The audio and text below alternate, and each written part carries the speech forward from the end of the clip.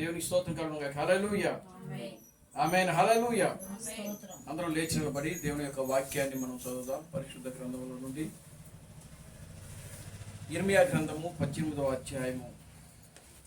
పరిశుద్ధ గ్రంథముల నుండి ఇర్మియా గ్రంథము 18వ అధ్యాయము 1, 2, 3 వచనాలు మనం చదువుదాం. 1, 2, 3, 4 వచనాలు మనం చదువుదాం. పరిశుద్ధ గ్రంథముల నుండి ఇర్మియా గ్రంథము 18వ అధ్యాయము 1 నుంచి 4 వచనాలు మనం చదువుదాం. యెహోవా యొద్ద నుండి ఇర్మియాకు ప్రత్యక్షమైన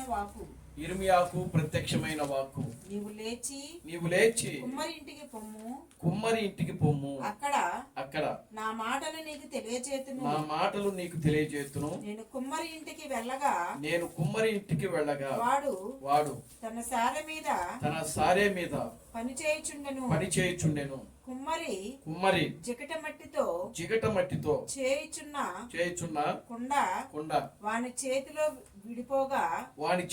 విడిపోగా ఆ జిగటమన్ను మరలా తీసుకుని కుమ్మరి తనకు యుక్తమైనట్లుగా దానితో మరి ఒక కుండ చేసెను. చాలండి. అపోస్తుల కార్యము క్షమించండి, రోమిలికి రాసిన పత్రిక 9వ అధ్యాయము 21వ వచనం. పరిశుద్ధ గ్రంథముల నుండి రోమిలికి రాసిన పత్రిక 9వ అధ్యాయము 21వ వచనాన్ని మనం చదువుతాం.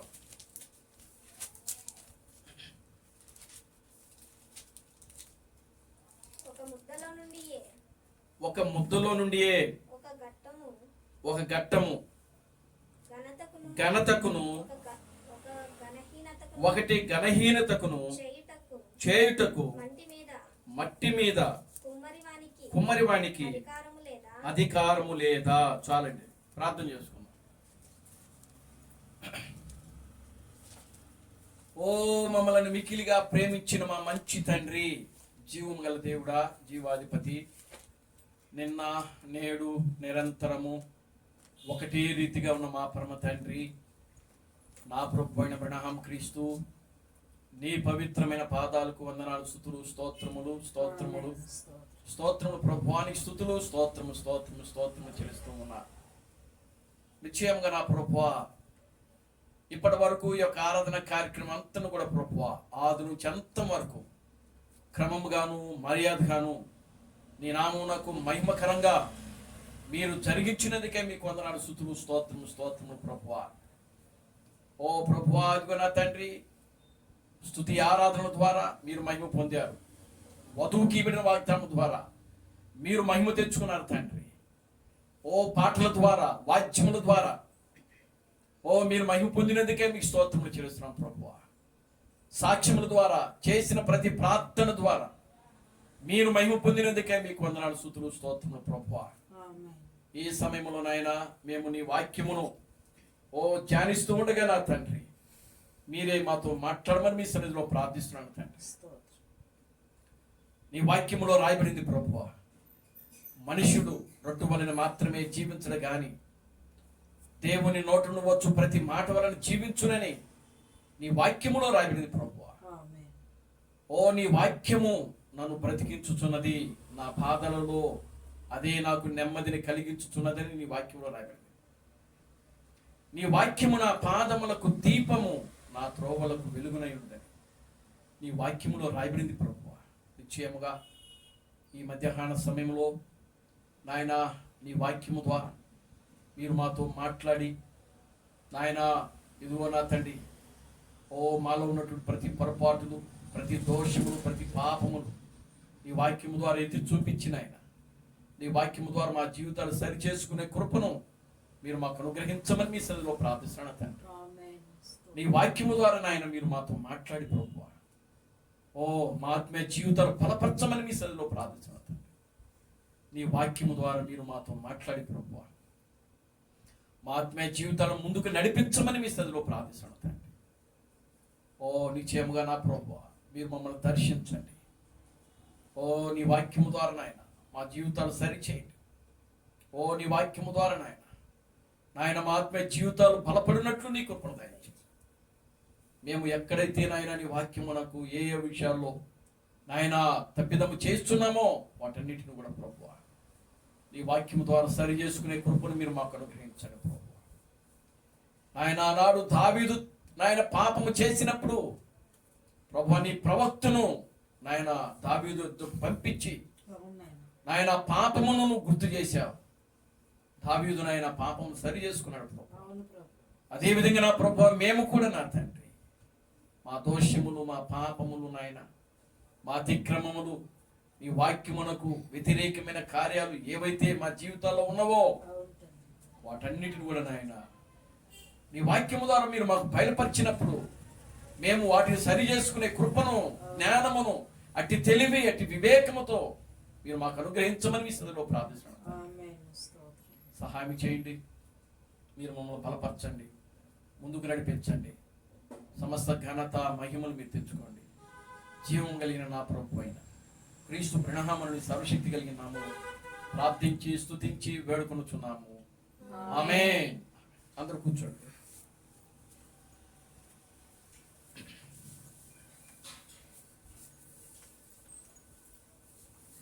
దేవునికి స్తోత్రం కలుగును గాక. హల్లెలూయా. ఆమేన్. హల్లెలూయా. Glory to God. హల్లెలూయా. ఈ మధ్యాహ్న సమయంలో మనం ధ్యానం చేయబోయేటువంటి అంశము ప్రియమైన దేవుని బిడ్డలారా, మట్టి మీద కుమ్మరివానికి అధికారము లేదా? దేవునికి స్తోత్రం కలుగును గాక. హల్లెలూయా. మట్టి మీద కుమ్మరివానికి అధికారము లేదా? లేదా కుమ్మరివాడు? దేవునికి స్తోత్రం కలుగును గాక. హల్లెలూయా. పరమ కుమ్మరి. ఆమేన్. హల్లెలూయా. దేవుడు గడిచిన దినములన్నీ కూడా ఆయన యొక్క ఉచితమైన కృపను బట్టి, దయను బట్టి, ప్రేమను బట్టి దేవుడు మనలను కాపాడి, మనల్ని రక్షిస్తూ, మనం బ్రతికిస్తూ, మనలను ఆయన సజీవులుగా ఉంచుతున్నాడు. దేవునికి స్తోత్రం కలుగును గాక. హల్లెలూయా. ఎంతో మందికి లేని భాగ్యమును దేవుడు మనకు అనుగ్రహిస్తున్నాడు. అనేక మంది బిడ్డలు ప్రియులారా ఈ దినాన్ని చూడాలని ఆశపడ్డారు, కానీ దేవుడు వారికి అవకాశం ఇవ్వలేదు. అనేక మంది బిడ్డలు మరణించారు, యాక్సిడెంట్ ద్వారా మరణించారు, బలహీనతలతో మరణించారు. ప్రియులారా కొంతమంది అనారోగ్యంతో హాస్పిటల్లో ఉన్నారు, కొంతమంది కోమాలో జీవిస్తారు. కానీ దేవుడు తన యొక్క ఉచితమైన కృపను బట్టి, దయను బట్టి, ప్రేమను బట్టి దేవుడు మనలను కాపాడుతూ, మనల్ని రక్షిస్తూ, మనల్ని బ్రతికిస్తూ, మనలను ఆయన సజీవులుగా ఉంచుతున్నాడు. దేవుని స్తోత్రం కలుగును గాక. హల్లెలూయా. ఆమేన్. హల్లెలూయా.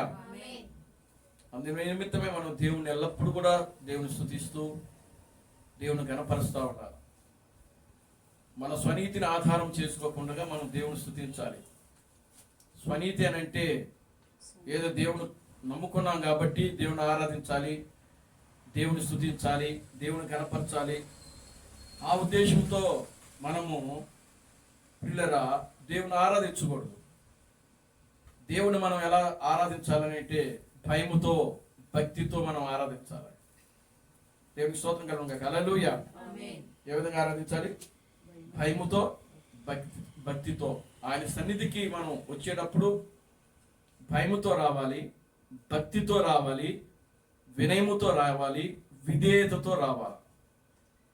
ఎప్పుడు ద్వారములు తెరుస్తారా అని చెప్పి మనం దానికోసం కనిపెట్టాలా. ఎప్పుడు ఆదివారం వస్తుందా అని చెప్పి మనము ఆదివారం కోసం ఎదురు చూడాలి. దేవుని స్తోత్రం కలుగును గాక. హల్లెలూయా. ఎందుకు అనంటే దేవుని సన్నిధిలో గడపడానికి, దేవుని సన్నిధిలో దేవుని స్తుతించుటకు, దేవునితో సహవాసం చేయుటకు, దేవుని సన్నిధిలో గడపడానికి, దేవునితో ఐక్యమవుటకు. దేవుని స్తోత్రం కలుగును గాక. హల్లెలూయా. దేవునితో ఐక్యమవుటకు, దేవుని వాక్యముతో ఐక్యమవుటకు, పాటలతో ఐక్యమవుటకు, స్తుతి ఆరాధనలో ఐక్యమవుటకు మనము ఈ యొక్క ఆదివారం గురించి మనం ఎదురు చూస్తూ ఉండాలి. దేవునికి స్తోత్రం కలుగును గాక. హల్లెలూయా. ఆమేన్. హల్లెలూయా. కనుక ప్రియమైన దేవుని బిడ్డలారా, ఏదో టైం పాస్కో లేకపోతే ఒక ఆచారపూర్వకంగానో లేకపోతే ఏదో ఆదివారం కాబట్టి వెళ్ళాలి అన్న విధానముతో మనం దేవుని మందిరానికి రాకూడదు. దేవుని స్తోత్రం కలుగును గాక. హల్లెలూయా. కనుక భయం కలిగి భక్తి కలిగి మనం దేవుని స్తుతిస్తూ దేవుని ఆరాధిస్తూ దేవుని నామాన్ని మహిమపరుస్తూ ప్రియమైన దేవుని బిడ్డలారా, మనం ఎల్లప్పుడూ కూడా ఆయన సన్నిధిలో గడపడానికి, మనము దేవుని సన్నిధిలో దేవుని స్తుతించడానికి ఎక్కువగా సమయాన్ని మనం గడపాల. దేవుని స్తోత్రం కలుగును గాక. హల్లెలూయా. కనుక ఆ విధంగా గడిపినప్పుడు దేవుడు తన యొక్క ఆశీర్వాదాలతో, దీవెనలతో, మేలులతో మనల్ని ఆయన నింపుతాడు. దేవుని స్తోత్రం కలుగును గాక. హల్లెలూయా. దేవుడు ఆత్మ సంబంధంగా ఎంతవరకు అయితే దేవుడు మనం తీసుకుని రావాలో అంతవరకు దేవుడు మనలను తీసుకుని వచ్చేసాడు. దేవుని స్తోత్రం కలుగును గాక. హల్లెలూయా. ఇక ముందు తీసుకుని వెళ్ళాల్సింది ఇంకేమి కూడా లేదు. ఎందుకనంటే వాక్య ప్రకారముగా 7వ దూత పలుకు దినములలో దేవుడు తన దాసులకు ప్రవక్తలకు తెలిపిన సువార్త ప్రకారము దేవుని మర్మము సమాప్తమగునని వాక్యములో రాయబడింది. కనుక సంఘానికి, ఈ సార్వత్రిక సంఘానికి, ప్రపంచములో ఉన్న క్రైస్తవ సంఘమునకు, సార్వత్రిక సంఘమునకు ఏ ఆఖరి దూత రావాలని పరిశుద్ధ గ్రంథము చెప్పిందో ఆ 7వ దూత, ఆఖరి దూత, చివరి దూత ఈ సార్వత్రిక సంఘానికి పంపించబడ్డాడు. ఆమేన్. హల్లెలూయా. కనుక ఈనాడు ఈ ప్రపంచములో ఉన్న ఈ సార్వత్రిక సంఘాన్ని మేల్కొల్పడానికి అర్ధరాత్రి గడి యొక్క వర్తమానికుడిగా ఆయన వచ్చాడు. ఆమేన్. హల్లెలూయా. కనుక ఈ సార్వత్రిక సంఘానికి ఏ వర్తమానమైతే తన ద్వారా దేవుడు ఇవ్వాలని ఆశపడ్డాడో ఆ వర్తమానాన్ని దేవుడు ఇచ్చేశాడు. ఆమేన్. హల్లెలూయా. ఆ నిత్య సువార్త ఏదైతే ఉన్నదో, సువార్త మర్మము ఏదైతే ఉన్నదో, ఆ సువార్త మర్మము, నిత్య సువార్త, ఇవన్నీ కూడా ఈ యొక్క 7వ దూత ద్వారా, ఆఖరి దూత ద్వారా ప్రకటించబడింది. దేవునికి స్తోత్రం కలుగును గాక. హల్లెలూయా. కనుక ఇక ప్రియులారా, ఆ 7వ దూత ఇచ్చిన సందేశమే ఈ ప్రపంచానికి ఆఖరి సందేశము. ఈ సార్వత్రిక సంఘానికి ఆఖరి సందేశం అదే.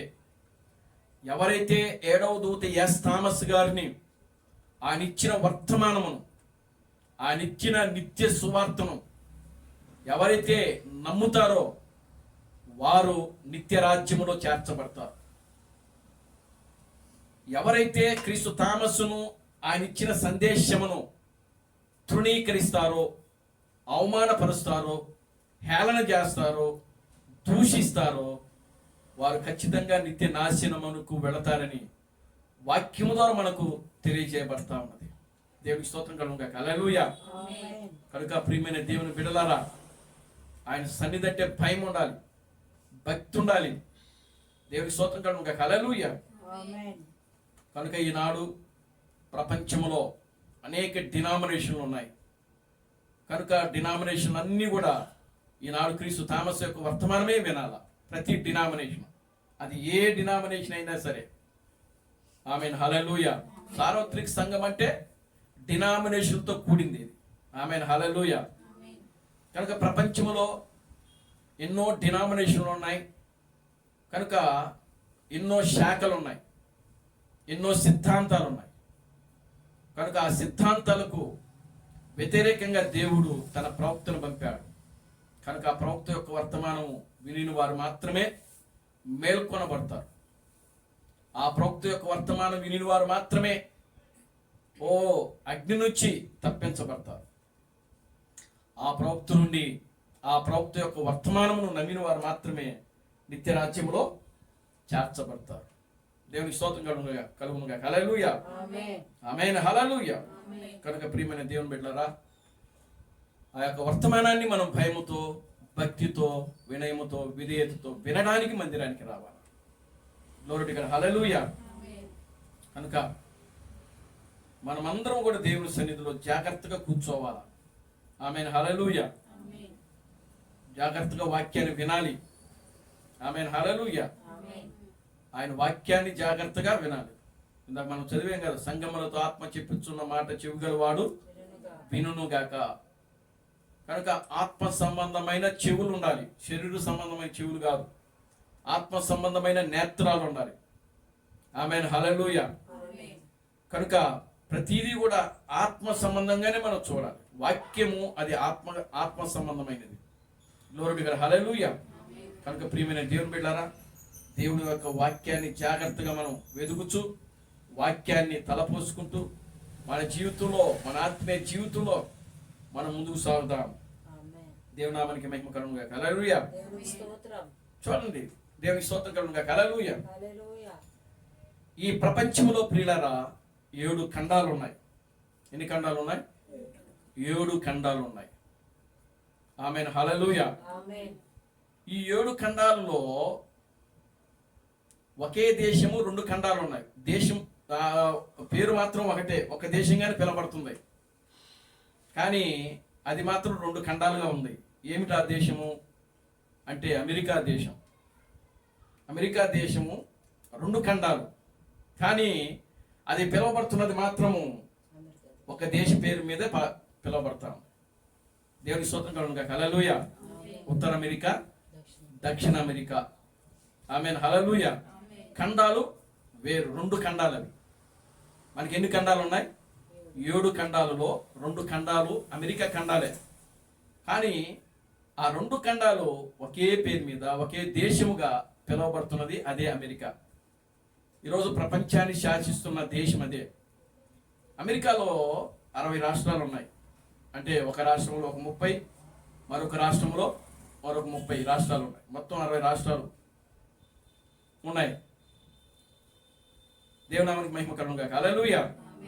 చూడండి, ఈ ప్రపంచాన్ని దేవుడు సృష్టించాడు. ఈ ఖండాలన్నీ కూడా ఆయనే నిర్మించాడు. ఈ ఖండాలు, ప్రపంచంలో 7 ఖండాలు ఉన్నాయి. ఈ అమెరికా ఖండాలు 2 ఉన్నాయని చెప్పే కదా.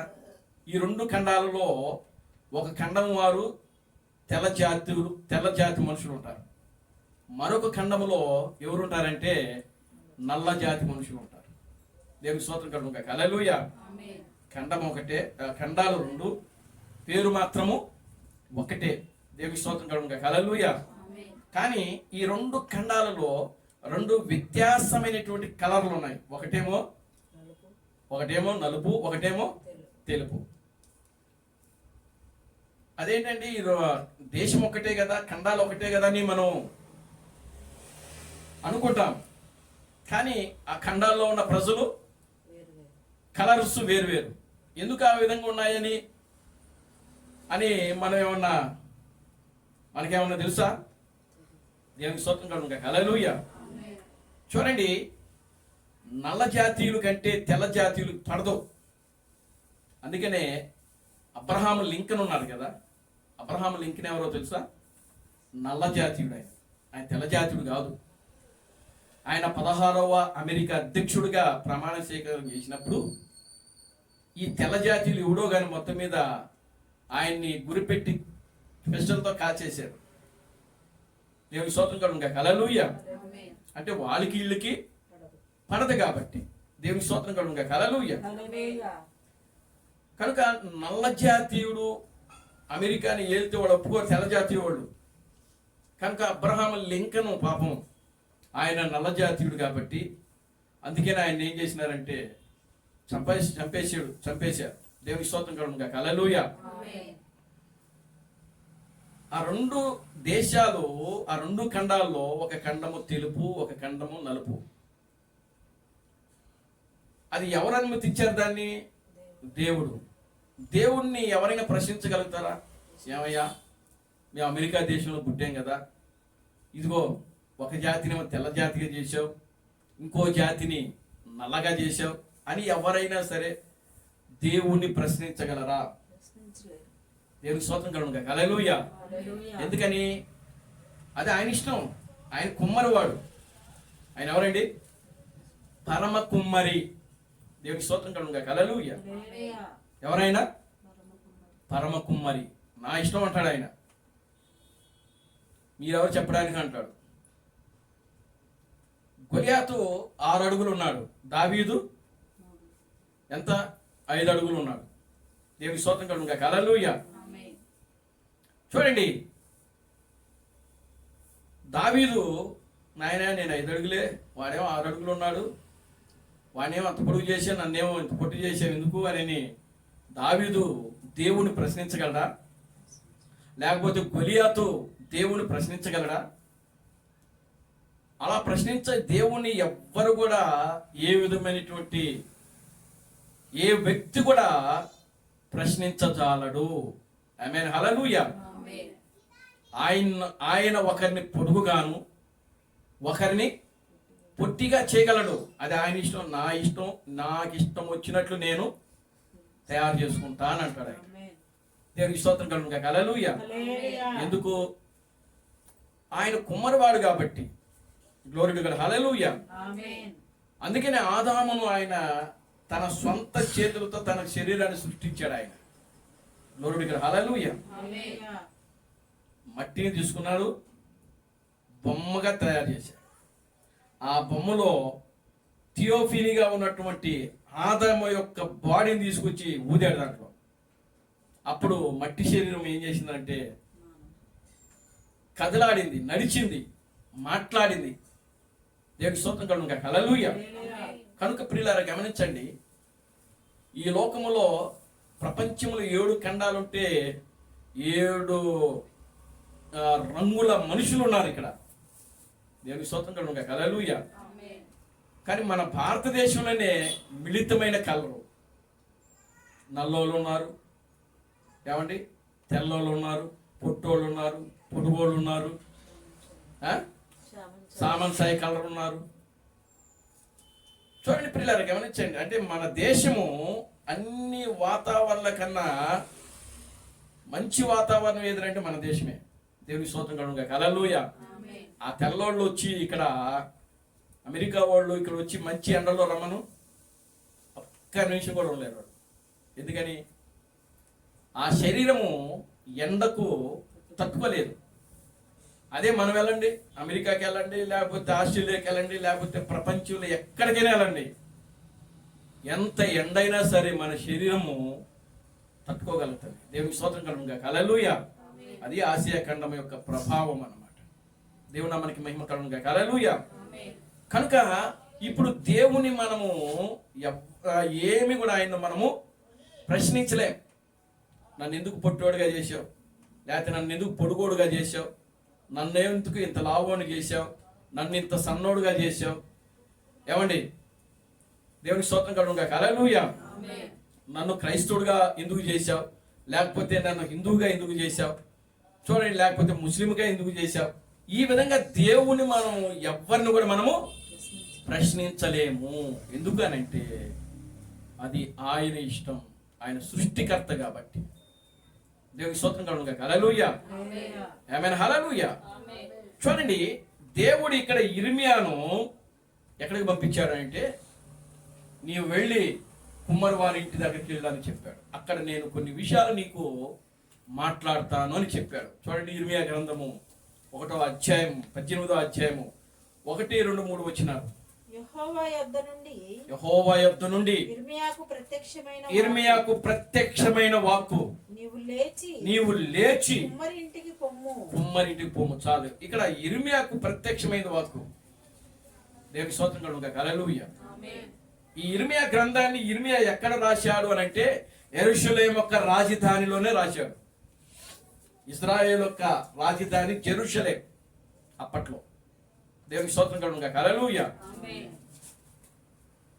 ఇశ్రాయేల్ దేశం యొక్క రాజధాని ఏది? జెరూషలేము, అంటే యెరూషలేము. ఆ యెరూషలేములోనే ఉండి ఈ యొక్క యిర్మీయా గ్రంథాన్ని కొంత భాగం రాశాడు ఆయన.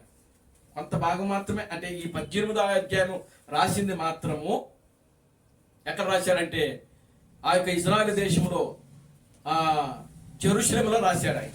దేవునికి స్తోత్రం కలుగును గాక. హల్లెలూయా. కొంత భాగము చెరసాలలో ఉండి రాశాడు. దేవునికి స్తోత్రం కలుగును గాక. హల్లెలూయా. కొంత భాగము బబులోనికి వెళ్ళి చెరపట్టబడిన తర్వాత రాశాడు. అంటే ఈ ఇర్మియా గ్రంథాన్ని 3 భాగాలుగా రాశాడు. అయితే మొత్తం ఇర్మియా గ్రంథంలో ఎన్ని అధ్యాయాలు ఉన్నాయి? దేవునామానికి మహిమ కలుగును గాక. హల్లెలూయా. ఎన్ని అధ్యాయాలు ఉన్నాయండి?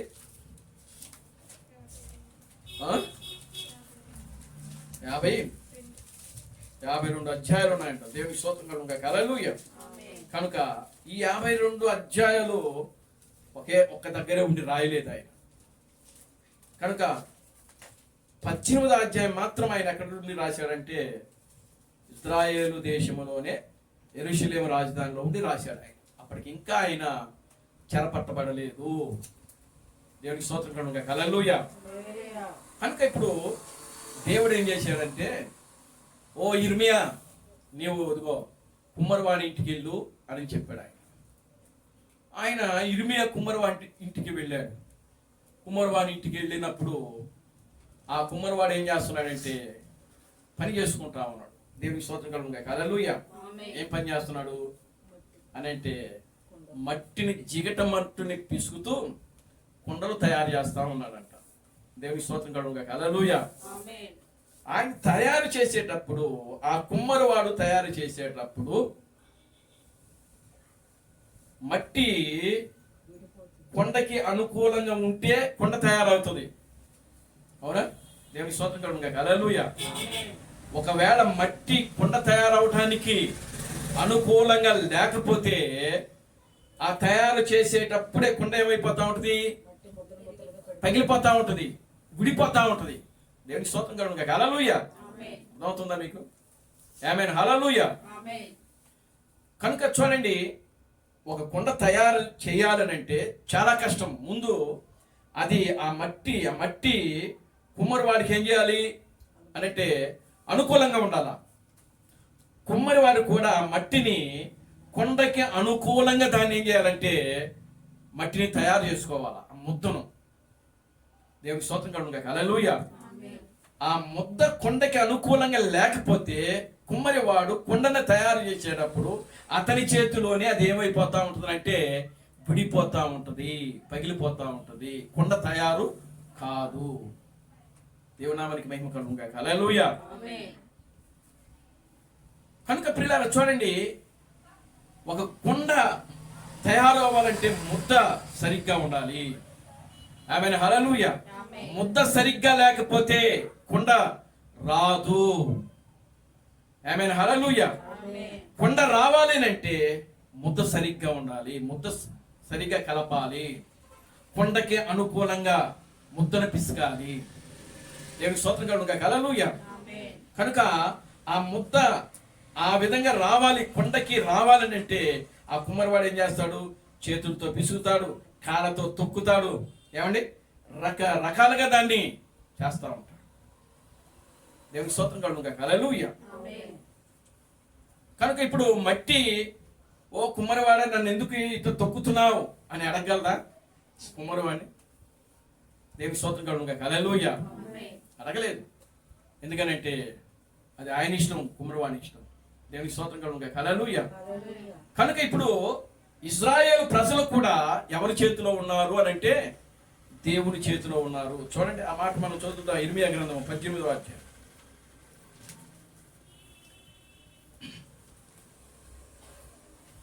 దేవునామానికి మహిమ కలుగును గాక. హల్లెలూయా. ఆమేన్. హల్లెలూయా.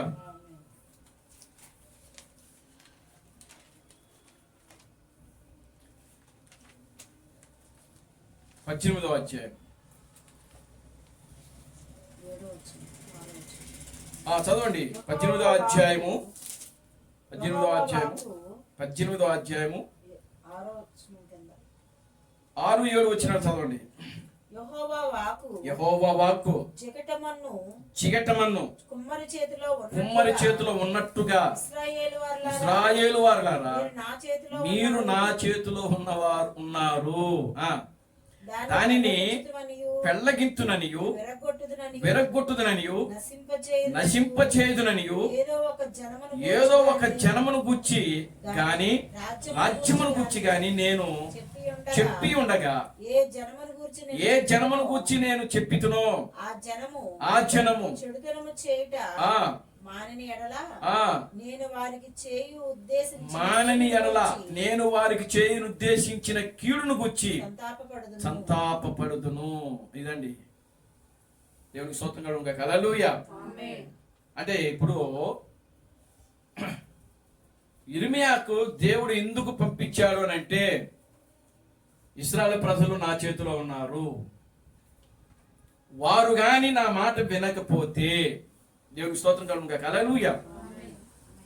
ఏమండి, నేను గాని వారు గాని నా మాట వినకపోతే ఆ జనము చెడుతనము చేయుట మానని ఎడల నేను వారికి చేయనుద్దేశించిన కీడును గురించి సంతాపపడుదును. అందును గురించి కుమ్మరివాడి దగ్గర పంపించాడు. కుమ్మరివాడి చేతిలో కుండ ఉన్నట్లుగా ఇశ్రాయేలీయులు నా చేతిలో ఉన్నారు కనుక నేను వారిని ఏ విధంగానైనా సరే చేయగలను. ఏమండి, దేవునికి స్తోత్రం కలుగుగాక. హల్లెలూయా. ఏం చేస్తాడంట? పెళ్ళగిస్తాడంట, విరగొడతాడంట, నశింపజేస్తాడంట. ఏదో ఒక జనము నేను చెప్పి ఉండగా ఏ జనము గురించి నేను చెప్పుతునో ఆ జనము చెడుతనము చేయటం మానిన ఎడల నేను వారికి చేయి ఉద్దేశించిన కీడును గూర్చి సంతాపపడుదును. దేవునికి స్తోత్రం కలుగుగాక. హల్లెలూయా. 10వ వచనం, ఆ జనము 11వ వచనం చదవండి. ఆ జనము కాబట్టి నీ వెళ్ళి యూదావారితోను యెరూషలేము నివాసులతోను ఇట్లనము యెహోవా సెలవిచ్చిన మాట ఏమనగా, నీ మీదకి నేను కీడును కల్పించుచున్నాను, మీకు విరోధముగా ఒక యోచనను చేయుచున్నాను. మీరందరూ మీ దుష్ట మార్గములను విడిచి మీ మార్గములను మీ క్రియలను చక్కపరచుకుని నీ మాట నిష్ప్రయోజనము మేము మా ఆలోచన చొప్పున నడుచుము, మేమందరము మా మూర్ఖ హృదయముల చొప్పున ప్రవర్తించుదమని అందురు. చూసారా, దేవుడేమో మీ అపరాధములు మీ మార్గములు సరి చేసుకోండి, మీ దుష్ట క్రియలు సరి చేసుకోండి, మంచిగా ఉండండి, మంచిగా నడవండి, మంచిగా చేయండి ఇశ్రాయేలు వారితో యూదా వారితో ప్రకటిస్తున్నాడు. ఇక్కడ అప్పుడు 2 రాజ్యాలు ఉన్నాయి. ఒక రాజ్యము ఇశ్రాయేలు రాజ్యము, ఒక రాజ్యము యూదా రాజ్యము. ఆమేన్. హల్లెలూయా. ఒక రాజ్యము యూదా రాజ్యము, ఒక రాజ్యము ఇశ్రాయేలు రాజ్యము, అంటే యెరూషలేము రాజ్యం. కనుక ఈ 2 రాజ్యాలకి ప్రవక్త ఒక్కడే. ఆ ప్రవక్త ఎవరంటే యిర్మీయా. కనుక వాళ్ళని దేవుడు ఏం చేస్తున్నాడట, సరి చేయటం మొదలు పెట్టుకుంటున్నాడు. మీరు సరి చేసుకోవాలి అంటున్నాడు. అక్కడ ఉంది కదా మాట. దేవునికి స్తోత్రం కలుగుగాక. హల్లెలూయా. ఏమంటున్నాడు చూడండి, మీ క్రియలను చక్కపరచుకునుడి. దేవునికి స్తోత్రం కలుగుగాక. హల్లెలూయా. ఏం చేసుకోమంటున్నాడండి? చక్కపరచుకోవాలి. నోరుడు కూడా హల్లెలూయా. ఒకవేళ చక్కపరచకపోతే మీ మీదకి ఏమొస్తుంది అంటే కీడు వచ్చుద్ది. 13వ వచనం, కావున యెహోవా ఇలాగు సెలవిచ్చుచున్నాడు, అన్యజనులను అడిగి తెలుసుకునుడి, ఇట్టి క్రియలు జరుగుట వారిలో ఎవడైనా వినేనా? ఇశ్రాయేలు కన్యక బహుఘోరమైన కార్యములు చేసినది. అన్యజనులలో కూడా ఈ విధమైన కార్యాలు జరగమని చెప్తున్నాడు ఆయన. దేవుడు ఇశ్రాయేలుని ఎలా చూస్తున్నాడు అంటే ఒక కన్యకతో పోలుస్తున్నాడు ఆయన. అక్కడ ఏమంటున్నాడు? ఓ ఇశ్రాయేలు కన్యక బహుఘోరమైన కార్యములు ఏం చేస్తుంది అంటే, ప్రియులారా, విగ్రహారాధన చేస్తాం, నచ్చినటువంటి తమకు నచ్చినటువంటి విగ్రహాలు తీసుకుని వెళ్ళి ఏం చేస్తున్నారంటే వాళ్ళు విగ్రహాలను చేస్తాం. ఇశ్రాయేలీయులు వారికి ఇష్టం వచ్చినట్టు జీవిస్తున్నారు, పాపము చేస్తున్నారు. దేవుడు ఏమో ఇశ్రాయేలును ఎలా చూస్తున్నాడు అంటే కన్యకతో పోలుస్తున్నాడు ఆయన. ఆమెను హల్లెలూయా. అన్య జనులలోనైనా సరే ఇలాంటి కార్యాలు జరగవు అని చెప్తున్నాడు ఆయన. దేవునామానికి మహిమ కలుగును గాక. హల్లెలూయా. కనుక నేను ఏ విధంగా నేను సరే మిమ్మల్ని ఏం చేస్తున్నానంటే పెళ్ళగిచ్చేస్తా, మిమ్మల్ని పెళ్ళగిస్తా, విరగొడతాను, ఇంకా మన నశింపజేసేస్తాను. దేవునికి స్తోత్రం కలుగును గాక. హల్లెలూయా. ఈ మాటలన్నీ ఇర్మియా ఇశ్రాయేలుతో మాట్లాడుతూ ఉంటే ఆ ప్రజలు కోపం వచ్చింది. ఇర్మియాను చంపడానికి ప్లాన్ చేసేసారు. దేవునికి స్తోత్రం కలుగును గాక. హల్లెలూయా. చూడండి 18వ వచనం. అప్పుడు జనులు ఇర్మియా విషయమై యుక్తిగల యోచన చేతుము రండి. యాజకుడు ధర్మశాస్త్రము వినిపించక మానడు, జ్ఞాని యోచన లేకుండా నుండడు, ప్రవక్త వాక్యము చెప్పక మానడు. వాని మాటలలో దేనిని వినకుండగా మాటలతో వాని కొట్టుదము రండని చెప్పుకొనుచుండిరి. దేవుని స్తోత్రం కలుగును గాక. హల్లెలూయా. కనుక ఇప్పుడు ఇర్మియాకి వ్యతిరేకంగా వాళ్ళు ఏం చేస్తున్నారు? ఇక్కడ యోచనలు ఆలోచనలు చేస్తా ఉన్నారు. కనుక ప్రియమైన దేవుని బిడ్డలారా చూడండి, దేవుడు ఆయన ఒక కుమ్మరివాడిగా ఉంటున్నాడు. ఆయన తన నామము నమ్ముకు కొన్ని ఘనమైన పాత్రలుగా కొంతమందిని ఆయన ఏం చేస్తున్నాడు? తయారు చేస్తున్నాడు.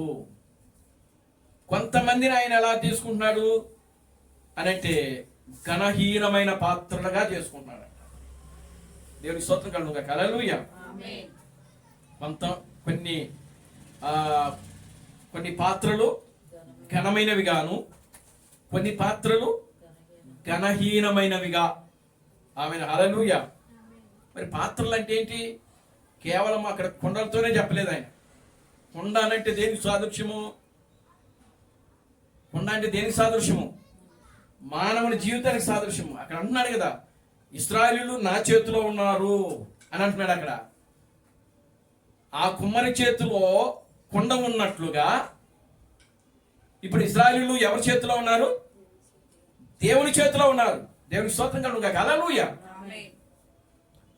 ఆ కుమ్మరి ఆ కుండని ఏ విధంగా అయితే తయారు చేసుకోవాలని ఆయన ఉన్నాడు, కలిగి ఉన్నాడు, మనసున్నదో అదే విధంగా దేవుడు తన ప్రజలను ఆయన తనకిష్టం వచ్చినట్లుగా ఆయన చేసుకోవడానికి ఆయన ఇష్టపడుతున్నాడు.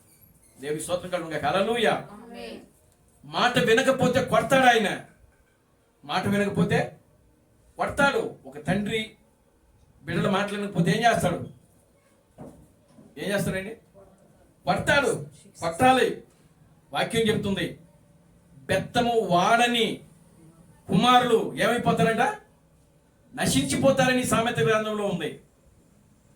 దేవుని స్తోత్రం కలుగును గాక. హల్లెలూయా. తండ్రి అనేటువంటి వ్యక్తి బిడ్డల మీద ఏం వాడాలంట? బెత్తం వాడాలంట. బెత్తం తీసుకొని కొట్టాలి. వాళ్ళు తప్పు చేసినప్పుడు కొట్టకపోతే, దాన్ని సరి చేయకపోతే వాడు ఏమైపోతాడు? నశించిపోతాడని వాక్యంలో రాయబడింది. దేవుని స్తోత్రం కలుగును గాక. హల్లెలూయా. కనుక ఇప్పుడు దేవుడు మనకు పరమ తండ్రి అయిన దేవుడు మనకేమై ఉన్నాడు? పరమ తండ్రి అయిన, పరమ కుమ్మరి అయిన మనము ఆయన చేతిలో ఎలా ఉన్నామనంటే జిగటమన్ను లాగా ఉన్నాం. Glory to God. హల్లెలూయా. చూడండి, ఒక బంగారము తయారు చేసేటువంటి వ్యక్తి పిల్లరా కంసాలి వ్యక్తి ఉంటాడు కదా. బంగారం తయారు చేసేటువంటి వ్యక్తి కంసాలి అని అంటారు. ఏమంటారు వాళ్ళని? కంసాలి అంటారు. ఇప్పుడు ఆ బంగారము వాడు ఏం చేస్తారంటే ముద్ద ఉంటుంది. ఆ ముద్దను తీసుకొచ్చి ఏం చేస్తారు అంటే కరిగిస్తారు. ఆ కరిగించిన తర్వాత వాడికి ఎంత కావాలో దాన్ని తీసుకొని దాన్ని ఏం చేస్తారంటే ఆ సుత్తితో కొడతా ఉంటారు. దేవునికి స్తోత్రం కలుగును గాక. హల్లెలూయా. సుత్తితో ఏం చేస్తారు? ఒకసారి కాలుస్తూ ఉంటారు, మరలా ఏం చేస్తారు? సుత్తితో కొడతా ఉంటాడు. కాలుస్తాడు, సుత్తితో కొడతాడు, కాలుస్తూ ఉంటాడు, సుత్తితో కొడతా ఉంటాడు. ఎందుకు ఆ కంసాలి ఆ విధంగా బంగారమును కాలుస్తూ సుత్తితో కొడతా ఉంటాడనంటే, ప్రియులారా, తనకు ఇష్టం వచ్చినటువంటి తన మనస్సులో ఆ బంగారాన్ని ఆయన ఒక రూపం కలిగి ఉన్నాడు. అది అంటే ముద్దగా ఉండడం కాదది. ఆ బంగారము గురించి ఆయన ఒక ఆలోచన ఉంది. ఆయనకి ఆలోచన, ఆయన మనసులో, ఆయన ఉద్దేశంలో ఏ రూపం అయితే ఉందో ఆ రూపము రావడానికి, ఆయన ఏ ఆలోచన అయితే కలిగి ఉన్నాడో ఆ ఆలోచన రావడానికి ఈ బంగారపు ముద్దను అతను ఏం చేస్తూ ఉంటాడంటే కాలుస్తుంటాడు, సుత్తితో కొడుతుంటాడు, కాలుస్తుంటాడు, సుత్తితో కొడతా ఉంటాడు. ఆ బంగారపు ముద్దల్ని, ఏమయ్యా ఎందుకు నన్ను కాలుస్తున్నావు, నన్ను సుత్తితో కొడుతున్నావు అని చెప్పి అడుగుద్దా? అడగడానికి, ప్రశ్నించడానికి ఆయనకు సమాధానం ఉండవు. దేవునికి స్తోత్రం కలుగును గాక. హల్లెలూయా. ఇప్పుడు దేవుడు కూడా ఆయన ప్రతి మనిషిని, ప్రతి వ్యక్తిని, దేవునికి స్తోత్రం కలుగును గాక. హల్లెలూయా. ఆయన ఏం చేస్తున్నాడనంటే కాలుస్తాడు, కొడతాడు, కాలుస్తాడు, కొడతాడు. దేవుని నామానికి మహిమ కలుగును గాక. హల్లెలూయా. ఎందుకు అనంటే ఆయనకు ఇష్టమైనటువంటి రూపములో నిన్ను మలుచుకోవడానికి. దేవునికి స్తోత్రం కలుగును గాక. హల్లెలూయా. ఆయనకి ఇష్టమైన వచ్చినటువంటి రూపములోనికి నువ్వు రావాలి. దేవునికి స్తోత్రం కలుగును గాక. హల్లెలూయా. కనుక ఆ కొట్టేటప్పుడు కొన్ని పగిలిపోతా ఉంటాయి. బంగారం అయినా కూడా పగిలిపోతా ఉంటాయి. ఆమేన్. హల్లెలూయా. ఇనుమైనా సరే ఏమైపోద్ది? పగిలిపోతా ఉంటుంది. దేవునికి స్తోత్రం కలుగును గాక. హల్లెలూయా. అప్పుడు ఏం చేస్తారు? ఇనుము కానీ పగిలిందనుకో మళ్ళా కాలుస్తాడు. కాలిస్తే ఆ రెండు ఏమవుతుంది? పగిలిన దగ్గర ఏమవుతాయి? అతుక్కుంటాయి. దేవునికి స్తోత్రం కలుగును గాక. హల్లెలూయా. మన జీవితాల్లో కూడా పగుళ్ళు ఉన్నాయి. దేవుని నామానికి మహిమ కలుగును గాక. హల్లెలూయా. ఆ పగుళ్ళన్నీ కూడా మనం ఏం చేయాలంటే సరి చేసుకోవాలి. ఒక పరిపూర్ణమైనటువంటి ఒక ఘనమైన పాత్రగా ఉండాలి మనం దేవుని కోసం. ఆమేన్. హల్లెలూయా. ఏ పాత్రగా ఉండాలండి? ఇజ్రాయేలు లాగా ఉండకూడదు మనము. ఇజ్రాయేలు కన్యక దేవుని దృష్టిలో ఎలా ఉన్నది? చెడిపోయింది. దేవుని స్తోత్రం కలుగును గాక. హల్లెలూయా. వాళ్ళు వ్యభిచారముతో మత్తులైపోయారు. దేవుని స్తోత్రం కలుగును గాక. హల్లెలూయా. దేవుని దృష్టిలో వ్యభిచారం అంటే నిజంగా వాళ్ళు శరీర సంబంధమైన వ్యభిచారం చేయాలి. అక్కడ వ్యభిచారం అంటే విగ్రహారాధన. దేవుని స్తోత్రం కలుగును గాక. హల్లెలూయా. ఇజ్రాయేలు ఏం చేస్తున్నారు? అక్కడ విగ్రహారాధన చేయడం మొదలు పెట్టాడు. దానినే దేవుడు ఏమంటున్నాడంటే వ్యభిచరిస్తున్నారు అని అంటున్నాడు. ఆయన దేవుని నామానికి మహిమ కలుగును గాక. హల్లెలూయా. కనుక ఏలయనగా వారు నన్ను విసర్జించి ఈ స్థలములో అపచారము చేసి ఉన్నారు. వారైనను వారు తండ్రులైనను యూదారాజులైనను ఎరుగని అన్య దేవతలకు దానిలో ధూపము వేసి నిరాపరాధుల రక్తము చేత ఈ స్థలమును నింపిరి. చూశారు? అపవిత్రపరుస్తున్నారు. దేవుని యొక్క పరిశుద్ధమైన స్థలాన్ని వాడు ఏం చేశారు? అపవిత్రపరుస్తున్నారు. నేను విధింపనిదియు సెలవు ఇవ్వనిదియు నా మనస్సునకు తోచనదునైన ఆచారము ఆచరించిరి. చూసారా? ఈ రోజు మన మనసులో ఏమున్నాయి? వాళ్ళు ఆ విధంగా చేశారు. ఈరోజు మనం ఎవరు అంటే మనం కూడా కన్నికమే పెళ్లి కుమార్తె. మనం ఏమండి? ఎవరు మనం ఎవరు? అక్కడ దేవుడు ఏమన్నాడంటే అన్య జనులలో ఇలాంటి కార్యాలు జరగవని చెప్తున్నాడు ఆయన. దేవునికి స్తోత్రం కలుగును గాక. హల్లెలూయా. అన్య జనులు అన్య పెండ్లి కుమార్తె కూడా కన్యకే. గ్లోరీ టు గాడ్, హల్లెలూయా. అన్య పెళ్లి కుమార్తె కూడా కన్యకే. కానీ మన హృదయాల్లో వారు అక్కడ శరీర సంబంధంగా దేవుడు ఏదైతే సెలవివ్వలేదో, ఆయనకు ఏ ఆచారానికైతే సెలవివ్వలేదో ఆ ఆచారాలకు వాడు ఏం చేస్తున్నారంట? నిరపరాధుల యొక్క రక్తమును వలిగిస్తూ ధూపం వేస్తూ, ప్రియులారా, వాళ్ళ మనసుకు వచ్చినట్టుగా వాళ్ళు అక్కడ ఏం చేస్తున్నారంటే చేస్తా ఉన్నారు. దేవునికి వ్యతిరేకమైన. అందుకని దేవుడు వాళ్ళు ఏం చేస్తున్నాడంటే విరగొడుతున్నాడంట. ఏం చేస్తున్నాడు? విరగొడుతున్నాడు. ఇంకా ఏం చేస్తున్నాడు అక్కడ చూడండి, చదవండి. అది పెళ్ళగిస్తున్నాడు వాళ్ళని, విరగొడుతున్నాడు వాళ్ళని, నశింపచేస్తున్నాడు వాళ్ళని. మీరు ఏదో ఒక జనముకు చేస్తారనుకుంటున్నారేమో, కాదు, మీకే. దేవునికి స్తోత్రం కలుగును గాక, హల్లెలూయా. ఎవరి గురించి మాట్లాడుతున్నాడు ఇక్కడ? ఇశ్రాయేలు గురించి మాట్లాడుతున్నాడు. ఇశ్రాయేలు కన్యక గురించి మాట్లాడుతున్నాడు. దేవుని నామానికి మహిమ కలుగును గాక, హల్లెలూయా.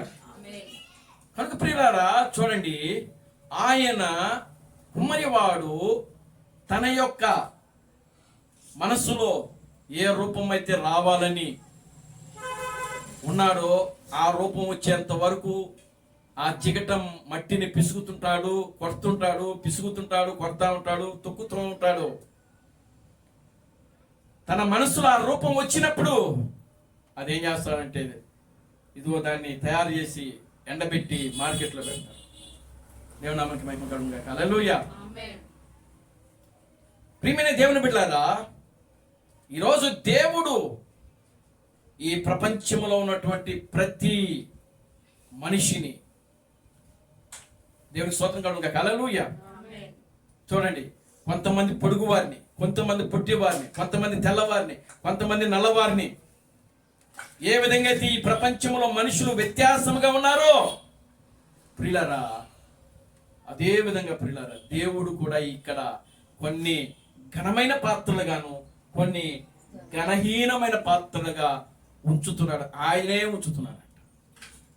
అవును గాని ఓ మానవుడా, దేవునికి ఎదురు చెప్పుటకు నీవెవడవు?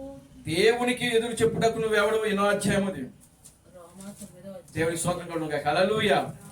చూడండి, నన్ను ఎందుకు ఇలాగు చేసితివని రూపింపబడినది రూపించు వానితో చెప్పునా. చూడండి, దేవునికి స్తోత్రం కలుగును గాక, హల్లెలూయా. ఇక్కడ ఈ రోమీయులకు రాసిన పత్రికలో చాలా విషయాలు పౌలు మాట్లాడారు. ఈ రోమీయులకు రాసిన పత్రిక 9వ అధ్యాయము, ఈ యొక్క ఇర్మియా 18వ అధ్యాయం ఒకటే. దేవునికి స్తోత్రం కలుగును గాక, హల్లెలూయా. చూడండి, ఇక్కడ మొదటి నుంచి చదువుదాం. 9వ అధ్యాయం మొదటి నుంచి.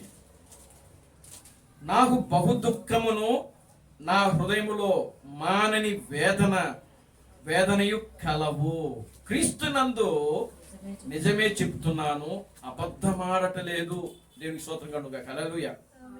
పౌలు యొక్క హృదయములో దుఃఖం ఉందంట, వేదన ఉందంట. కనుక నేను క్రీస్తునందు నిజమే చెప్తున్నాను, అబద్ధము చెప్పటలేదు. ఎందుకు ఆయనకు దుఃఖము అని ఇశ్రాయేలు గురించి ఆ కింద రాస్తున్నాడు. చూడండి, చదవండి. 2వ వచనం, 3వ వచనం చదవండి. 3వ వచనం, పరిశుద్ధాత్మయందు నా మనస్సాక్షి నాతో కూడా సాక్ష్యం ఇచ్చుచున్నది. సాధ్యమైన ఎడల దేహ సంబంధులైన నా సహోదరుల కొరకు నేను క్రీస్తు నుండి వేరై శాపగ్రస్తుడనై ఉండకూడదును. శరీర సంబంధమైన సోదరులు ఎవరు? ఇశ్రాయేలీయులు. పౌలుకి శరీర సంబంధమైన సహోదరులు ఎవరు? ఇశ్రాయేలీయులు అండి. దేవుని స్తోత్రం కలుగును గాక, హల్లెలూయా. ఆత్మ సంబంధమైన వాళ్ళు అన్ని జనులు. గ్లోరీ టు గాడ్, హల్లెలూయా. ఇప్పుడు పౌలు ఇక్కడ ఏమంటున్నాడంటే, నా శరీర సంబంధమైన వారి గురించి, అంటే ఇశ్రాయేలు గురించి ఆయన ఏమంటున్నాడంటే, సాధ్యమైన ఎడల దేహ సంబంధులైన నా సహోదరుల కొరకు నేను క్రీస్తు నుండి వేరై శాపగ్రస్తుడై ఉండకూర్చున్నాను. ఎంత మాట్లాడుతున్నాడు. అవసరమైతే నా సహోదరుల గురించి నేను ఏమైపోతాడంట? క్రీస్తు నుండి వేరై దేవునికి స్తోత్రం కలుగును గాక. హల్లెలూయా. క్రీస్తు నుండి వేరై నేను శాపగ్రస్తుడు అవుతాను నా సహోదరుల గురించి. దేవునికి స్తోత్రం కలుగును గాక. హల్లెలూయా. ఎందుకు? కింద రాస్తున్నాడు చూడండి మళ్ళా. ఎందుకు ఆ విధంగా ఆయన ఉంటున్నాడు అంటే, మీరు వీరు ఇశ్రాయేలీలు దత్తపుత్రత్వమును మహిమయు నిబంధనలు ధర్మశాస్త్ర ప్రధానమును అర్చనాచారాదులను వాగ్దానములను అంటే ధర్మశాస్త్రము, మహిమ, నిబంధనలు, అర్చనారాధారులు ఏవైతే ఉన్నావో అవన్నీ కూడా ఎవరి అంట? ఇశ్రాయేలీయులు. దేవునికి స్తోత్రం కలుగును గాక. హల్లెలూయా. Glory to God. హల్లెలూయా. 5వ వచనం. పితరులు వీరు వారు శరీరమును బట్టి క్రీస్తు వీరిలో పుట్టెను. ఆమేన్. హల్లెలూయా. శరీరమును బట్టి క్రీస్తు ఎక్కడ పుట్టాడు? ఆయన అందుకని ఆయన యూదుడుగా పిలువబడ్డాడు. శరీరమును బట్టి, ఆత్మ సంబంధంగా కాదు. అసలు దేవునికి గోత్రాలు లేవు, కులాలు లేవు, మతాలు లేవు. దేవునికి స్తోత్రం కలుగును గాక. హల్లెలూయా. ఈ కులాలు మతాలన్నీ కూడా మనుషులమైన మనం పెట్టుకున్నవే. Glory to God. హల్లెలూయా. శరీర సంబంధంగా క్రీస్తు వారిలో పుట్టాడు. ఎవరిలో పుట్టాడు? ఇశ్రాయేలులో పుట్టాడు, యూదుల్లో పుట్టాడు. తర్వాత చదవండి. ఈయన సర్వాధికారి అయిన దేవుడై ఉండి నిరంతరము స్తోత్రార్హుడై ఉన్నాడు. ఆమేన్. ఎవరంటే ఈయన ఆ ఇశ్రాయేలులో పుట్టాడే, శరీర సంబంధంగా ఇశ్రాయేలులో పుట్టాడు. చూసావా? ఆయన ఏమై ఉన్నాడట? సర్వాధికారి అయిన దేవుడు. ఆయన నిరంతరము కూడా ఏమై ఉన్నాడు? స్తోత్రార్హుడై ఉన్నాడు. దేవునికి స్తోత్రం కలుగును గాక. హల్లెలూయా. ఈనాడు ప్రపంచం గ్రహించాల్సింది ఇదే. Glory to God. హల్లెలూయా. ప్రపంచంలో ఉన్నటువంటి యావత్ మనుషులందరూ కూడా గ్రహించాల్సింది ఇదే. ఆయన నిరంతరము స్తోత్రార్హుడు. దేవునికి స్తోత్రం కలుగును గాక. హల్లెలూయా. ఆమేన్. హల్లెలూయా. ఆయన ఏమైనాడంట? సర్వాధికారి అయిన దేవుడై ఉండి నిరంతరము దేవునికి స్తోత్రం కలుగును గాక. హల్లెలూయా. 6వ వచనం. అయితే దేవుని మాట తప్పిపోయినట్లు కాదు ఇశ్రాయేలు సంబంధులను అందరూ దేవునికి స్తోత్రం కలుగును గాక. హల్లెలూయా. ఇప్పుడు ఇశ్రాయేలు దేశంలో ఉన్నారే, మేము ఇశ్రాయేలులము అంటే పౌలు అప్పుడు మాట్లాడుతున్న మాటలు. అప్పుడు పౌలు ఎక్కడున్నాడు? ఇశ్రాయేలులోనే ఉన్నాడు, ఇశ్రాయేల్ దేశంలోనే ఉన్నాడు. దేవునికి స్తోత్రం కలుగును గాక. హల్లెలూయా. పౌలు ఎవరు? ఇశ్రాయేలుడు, యూదుడు. ఏ గోత్రానికి చెందినోడు? బెన్యామీను గోత్రానికి చెందినోడు ఆయన. దేవునికి స్తోత్రం కలుగును గాక. హల్లెలూయా. పౌలు ఏ గోత్రానికి చెందినోడు? బెన్యామీను గోత్రానికి చెందినోడు. దేవునికి స్తోత్రం కలుగును గాక. హల్లెలూయా. కనుక ఇప్పుడు ఆయన పౌలు ఏమంటున్నాడంటే, దేవునికి స్తోత్రం కలుగును గాక. హల్లెలూయా. ఏమంటున్నాడు ఆయన? అట్లయినా సరే దేవుడు ఏమంటున్నాడు అక్కడ 6వ వచనంలో? దేవుడు మాట తప్పిపోయినట్లు కాదు. ఇశ్రాయేలులందరూ ఇశ్రాయేలు కారు. అబ్రహాము సంతానమైనంత మాత్రము చేత అందరూ పిల్లలు కాదు. దేవునికి స్తోత్రం కలుగును గాక. హల్లెలూయా. ఇప్పుడు మీరు ఇశ్రాయేలీలో యూదులమే లేకపోతే అబ్రహాము సంతానం అని చెప్పుకుంటున్నారు కదా. మీరు చెప్పుకున్నంత మాత్రం కాదు, మీరు దేవుని పిల్లలు కాదు, అబ్రహాము సంతానము కాదు. చూడండి తర్వాత. అయితే ఇస్సాకు వలనైనది 7వ వచనం. ఇస్సాకు వలనైనది నీ సంతానం అనబడును, అనగా శరీర సంబంధమైన పిల్లలు దేవుని పిల్లలు కారు, కానీ వాగ్దాన సంబంధులైన పిల్లలు సంతానమని యోచింపబడుదురు. వాగ్దాన రూపమైన వాక్యం ఇదే. మీదటికి ఈ సమయమునకు వచ్చేదను, అప్పుడు శారాకు కుమారుడు కలుగును. ఇది వాగ్దానం చేయబడిన సంతానము. దేవునికి స్తోత్రం కలుగును గాక. హల్లెలూయా. అంటే అబ్రహాముకి 10 మంది పిల్లలు. ఎంతమంది విన్నారా? ఇప్పుడు దేవునికి స్తోత్రం కలుగును గాక. హల్లెలూయా. క్రీస్తు ప్రణామం చెప్తున్నాడు. అబ్రహాంకి 10 మంది పిల్లలు. ఎట్లా పిల్లలు? శారాకు పుట్టింది ఒకడే. శారాకు పుట్టిన కుమారుడు ఒక్కడే. ఆయన పేరేంటి? ఇస్సాకు. మరి ఈ 10 మంది పిల్లలు ఎట్లా వచ్చారు అని అంటే, అబ్రహాము యొక్క దాసి హాగరు ఆమె ఒక కుమారుని కలిగింది. ఆయన పేరు ఇష్మాయేలు. దేవునికి స్తోత్రం కలుగును గాక. హల్లెలూయా. తర్వాత అబ్రహాము కెతూరా అనేటువంటి ఒక అమ్మాయిని పెళ్లి చేసుకున్నాడు. అవునా? దేవునికి స్తోత్రం కలుగును గాక. హల్లెలూయా. ఆమెకి మళ్ళా పిల్లలు పుట్టారు. ఆమెకి ఎంతమంది పిల్లలు? మొత్తం 3 కుమారులు ఆమెకు, ఆమె దాసికు. ఇట్లాగా ఆయనకున్నటువంటి 3 భార్యలకు సంతానమే 10 మంది కుమారులు. కానీ వీళ్ళందరూ అబ్రహాము యొక్క సంతానము కాదు, అబ్రహాము యొక్క సంతానము కాదు అని చెప్తున్నాడు. ఎవరు? పౌలు చెప్తున్నాడు ఇక్కడ. అయితే అబ్రహాము సంతానం ఏది అని అంటే, వాగ్దానము చేయబడింది ఏదైతే ఉన్నదో అదే అబ్రహాము యొక్క సంతానము. మరి అబ్రహాముకి వాగ్దానం చేయబడిన సంతానం ఎవరు అని అంటే ఇస్సాకు. ఇస్సాకు వలన పుట్టిన సంతానమే నిజమైనటువంటి దేవుని యొక్క సంతానము.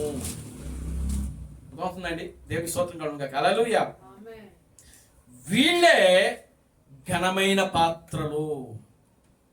ఎవరు అని అంటే, ఇస్సాకు వలన పుట్టినటువంటి కుమారులు, సంతానము ఎవరైతే ఉన్నదో వాళ్ళే ఘనమైన. ఇప్పుడు చూడండి, దేవుని నామానికి మహిమ కలుగును గాక. హల్లెలూయా. 8వ వచనం, 10వ వచనం చదవండి. 10వ వచనం. అంతేకాదు రిబ్కా మన తండ్రి అయిన ఇస్సాకు అను ఒకని వలన గర్భవతి అయినప్పుడు ఏర్పాటును అనుసరించిన దేవుని సంకల్పము క్రియల మూలముగా కాక పిలుచువాని మూలముగానే నిలకడగా ఉండు నిమిత్తము పిల్లలు ఇంకను పుట్టక మేలైనను కీడైనను చేయక ముందే పెద్దవాడు చిన్నవాడికి దాసుడగును అని ఆమెతో చెప్పబడెను. చూసారా? దేవునికి స్తోత్రం కలుగును గాక. హల్లెలూయా. ఘనమైన పాత్రలు, ఘనహీనమైన పాత్రలు. దేవుడు తన యొక్క ఎన్నిక ద్వారా మాత్రమే ఆయన ఏం చేస్తున్నాడంటే, రెండిటిని కూడా ఆయన ఏం చేసుకుంటున్నాడంటే వేరు చేస్తా ఉన్నాడు. ఏది ఘనమైన పాత్ర, ఏది ఘనహీనమైన పాత్ర. ఇప్పుడు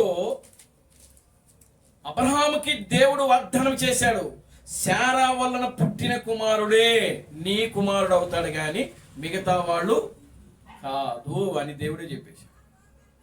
దేవుడి స్తోత్రం కలుగును గాక. హల్లెలూయా. ఇప్పుడు రిబ్కా దగ్గరకు వచ్చాడు దేవుడు. రిబ్కాతో దేవుడు మాట్లాడుతూ ఏమంటున్నాడంటే, రిబ్కా గర్భం ధరించింది, నెల నిండే.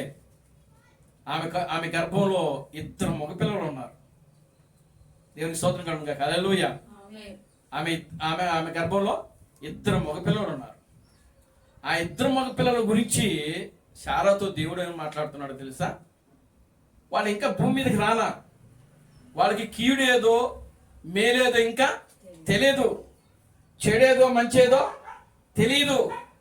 అసలు ఈ లోకములోకి వాళ్ళు రాక మునిపే దేవుడు రిబ్కాతో ఏమని అంటున్నాడంటే, ఇదిగో పెద్దవాడు చిన్నవాడికి దాసుడుగా ఉంటాడు. దేవునికి స్తోత్రం కలుగును గాక. హల్లెలూయా. కింద చదవండి. తర్వాత పెద్దవాడు చిన్నవానికి దాసుడగును అని ఆమెతో చెప్పబడెను. ఇందును గురించి నేను యాకోబును ప్రేమించి తిని ఏశావును ద్వేషించి తిని అని వ్రాయబడి ఉన్నది. చాలండి. దేవునికి స్తోత్రం కలుగును గాక. హల్లెలూయా. చూసారా? ఎవరు ప్రేమించాడండి? దేవుడు యాకోబును ప్రేమించాడంట, ఏశావును ద్వేషించాడు. ఇప్పుడు ప్రేమించడానికి ద్వేషించడానికి ఒక కారణం ఉండాలి అక్కడ, అవునా? మరి వాళ్ళకి మేలైనదేదో కీడైనదేదో ఇంతవరకు వాళ్ళకి తెలియదే. వాళ్ళ తల్లి గర్భంలో నుండి భూమి మీదకి రాక మునిపే దేవుడు రిబ్కాతో మాట్లాడుతున్నాడు ఈ మాటలు. యాకోబుతోనో లేకపోతే ఏశావుతో మాట్లాడట్లా. ఎవరితో మాట్లాడుతున్నాడు? రిబ్కాతో మాట్లాడుతున్నాడు. ఇదిగో నేను యాకోబును ప్రేమించాను, ఏశావును. దేవునికి స్తోత్రం కలుగును. హల్లెలూయా. ఆమేన్. తర్వాత చదవండి. తర్వాత కాబట్టి ఏమందుము దేవుని యందు అన్యాయము కలదా? అట్లనే రాదు. దేవుని స్తోత్రం కలుగును. హల్లెలూయా. ఆమేన్. ఎంత గొప్ప విషయాలండి ఈ మాటలన్నీ. దేవునికి స్తోత్రం కలుగును. హల్లెలూయా. ఆమేన్. దేవుని యొక్క ఎన్నిక భూమికి పునాదులు వేయబడక మునిపే దేవుని ఆలోచనలో ఆయన కోసం కొన్ని పాత్రలు ఆయన ఎన్నుకున్నాడు. ఆయన దేవుని స్తోత్రం కలుగును. హల్లెలూయా. ఆమేన్. ఆమేన్. హల్లెలూయా. ఆమేన్. కనుక ఏ వ్యక్తి భూమి మీదకి వచ్చినా సరే ఆ వ్యక్తి దేవుని చిత్త ప్రకారమే చేయాలి. ఆమేన్. హల్లెలూయా. ఆమేన్. ఒక వ్యక్తి వ్యభిచారం చేస్తున్నారు అనంటే అది దేవుని చిత్తము. ఒక వ్యక్తి దొంగతనం చేస్తున్నారంటే దేవుని చిత్తము. దేవుని స్తోత్రం కలుగును. హల్లెలూయా. ఆమేన్. కొందరు విగ్రహారాధన చేస్తున్నారంటే అది దేవుని చిత్తము. ఎందుకంటే ఆ పాత్రలను దేవుడు ఆ విధముగా అనుమతించాడు. దేవుని స్తోత్రం కలుగును. హల్లెలూయా. ఆమేన్. చూడండి 14వ వచనం నుంచి. కాబట్టి ఏమందుము దేవుని యందు అన్యాయము కలదా? అట్లనే రాదు. అందుకు మోషే ఇలాగు చెప్పుచున్నాడు, ఎవనిని కరుణింతునో వానిని కరుణింతును, ఎవని ఎడల జాలి చూపుదునో వాని ఎడల జాలి చూపుదును. కాగా పొందగోరు వాళ్ళనైనను ప్రయాసపడు వారు వాని వలన కాదు గాని కరుణించు దేవుని వలనే అగును. మరియు ఈ లేఖనము ఫరోతో ఇలాగూ చెప్పెను. చాలండి. దేవుని స్తోత్రం కలుగును. హల్లెలూయా. మోషే దగ్గరికి వెళ్ళి మోషే రాసిన వాక్యాన్ని చూపిస్తున్నాడు. ఇక్కడ ఏమంటున్నాడు ఆయన? దేవుని నామమునకు మహిమ కలుగును. హల్లెలూయా. ఎవనిని కరుణింతునో వానిని కరుణింతును, ఎవని ఎడల జాలి చూపుతునో వాని ఎడల జాలి చూపుతును. కాగా పొందగోరు వాడి వల్లనైనను ప్రయాసపడు వాని వల్లనైనను కాదు గాని కరుణించు దేవుని వలన అగును. దేవుని స్తోత్రం కలుగును. హల్లెలూయా. కనుక ప్రియమైన దేవుని బిడ్డలారా, ఇప్పుడు యాకోబు దేవుడు పేరు ఇశ్రాయేలుగా మార్చాడు. ఆయన అనుకున్నాడు అది. ఆయన ఏమైనా పొందుకోవాలనేది కోరుకున్నాడా? దేవుని స్తోత్రం కలుగును. హల్లెలూయా. ఏమండి, ఇశ్రాయేలు అనే పేరు నాకు పెట్టబడుతుందని యాకోబు ఎప్పుడైనా ఆలోచన చేశాడా? లేదు. దానికోసం ఆయన పొందుకోవాలని కోరుకున్నాడా? దేవుని స్తోత్రం కలుగును. హల్లెలూయా. మీరు చూడండి, ఇస్సాకు ఆయన మంద దృష్టి కళ్ళు చూపు తగ్గిపోయినప్పుడు ఆయన ఏమంటాడంటే ఏశావును పిలిచి, నాయన ఏశావు, ఇదిగో నువ్వు వెళ్ళి అడవికి వెళ్ళి ఒక లేడీను వేటాడి దాని మాంసను తీసుకునిరా, దాన్ని తిని నేను నిన్ను ఆశీర్వదిస్తానని చెప్పినాడు. ఎవరికి చెప్పినాడు ఆ మాట? ఏశావుకు చెప్పాడు. దేవునికి స్తోత్రం కలుగును. హల్లెలూయా. ఏశావు ఆశీర్వదించబడుటకు అంటే ముందే తెలిసిపోయింది. ఎవరికి? ఏశావుకి నా తండ్రి నన్ను ఆశీర్వదించబోతున్నాడు అని ఏశావుకు తెలుసు. అది పొందుకోవడానికి ఏశావు ఇక్కడ ఏం చేస్తున్నాడో తెలుసా? ప్రయాసపడుతున్నాడు. దేంతో ప్రయాసపడుతున్నాడు తెలుసా? అడవికి వెళ్ళి ఏమండి ఆ జింకను వేటాడడం కోసం అతను ఏం చేస్తున్నాడంటే ప్రయాసపడతా ఉన్నాడు. దేవుని స్తోత్రం కలుగును. హల్లెలూయా. ఆమేన్. హల్లెలూయా. అతను ప్రయాసపడుతున్నాడు. దేనికోసము? తండ్రి ఇచ్చే ఆశీర్వాదం కోసము, తండ్రి ఇచ్చే దీవెన కోసము. కానీ బైబిల్ ఇక్కడ ఏం చెప్తుందో తెలుసా?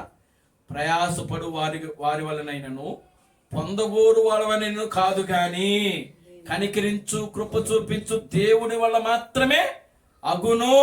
దేవునికి స్తోత్రం కలుగును. హల్లెలూయా. ఇప్పుడు చూడండి, యాకోబు మనసులో అసలు ఆలోచనే లేదు, నేను నా తండ్రి చేత ఆశీర్వదించబడాలి, దీవించబడాలి అన్న ఆలోచన యాకోబుకి అసలు లేదు.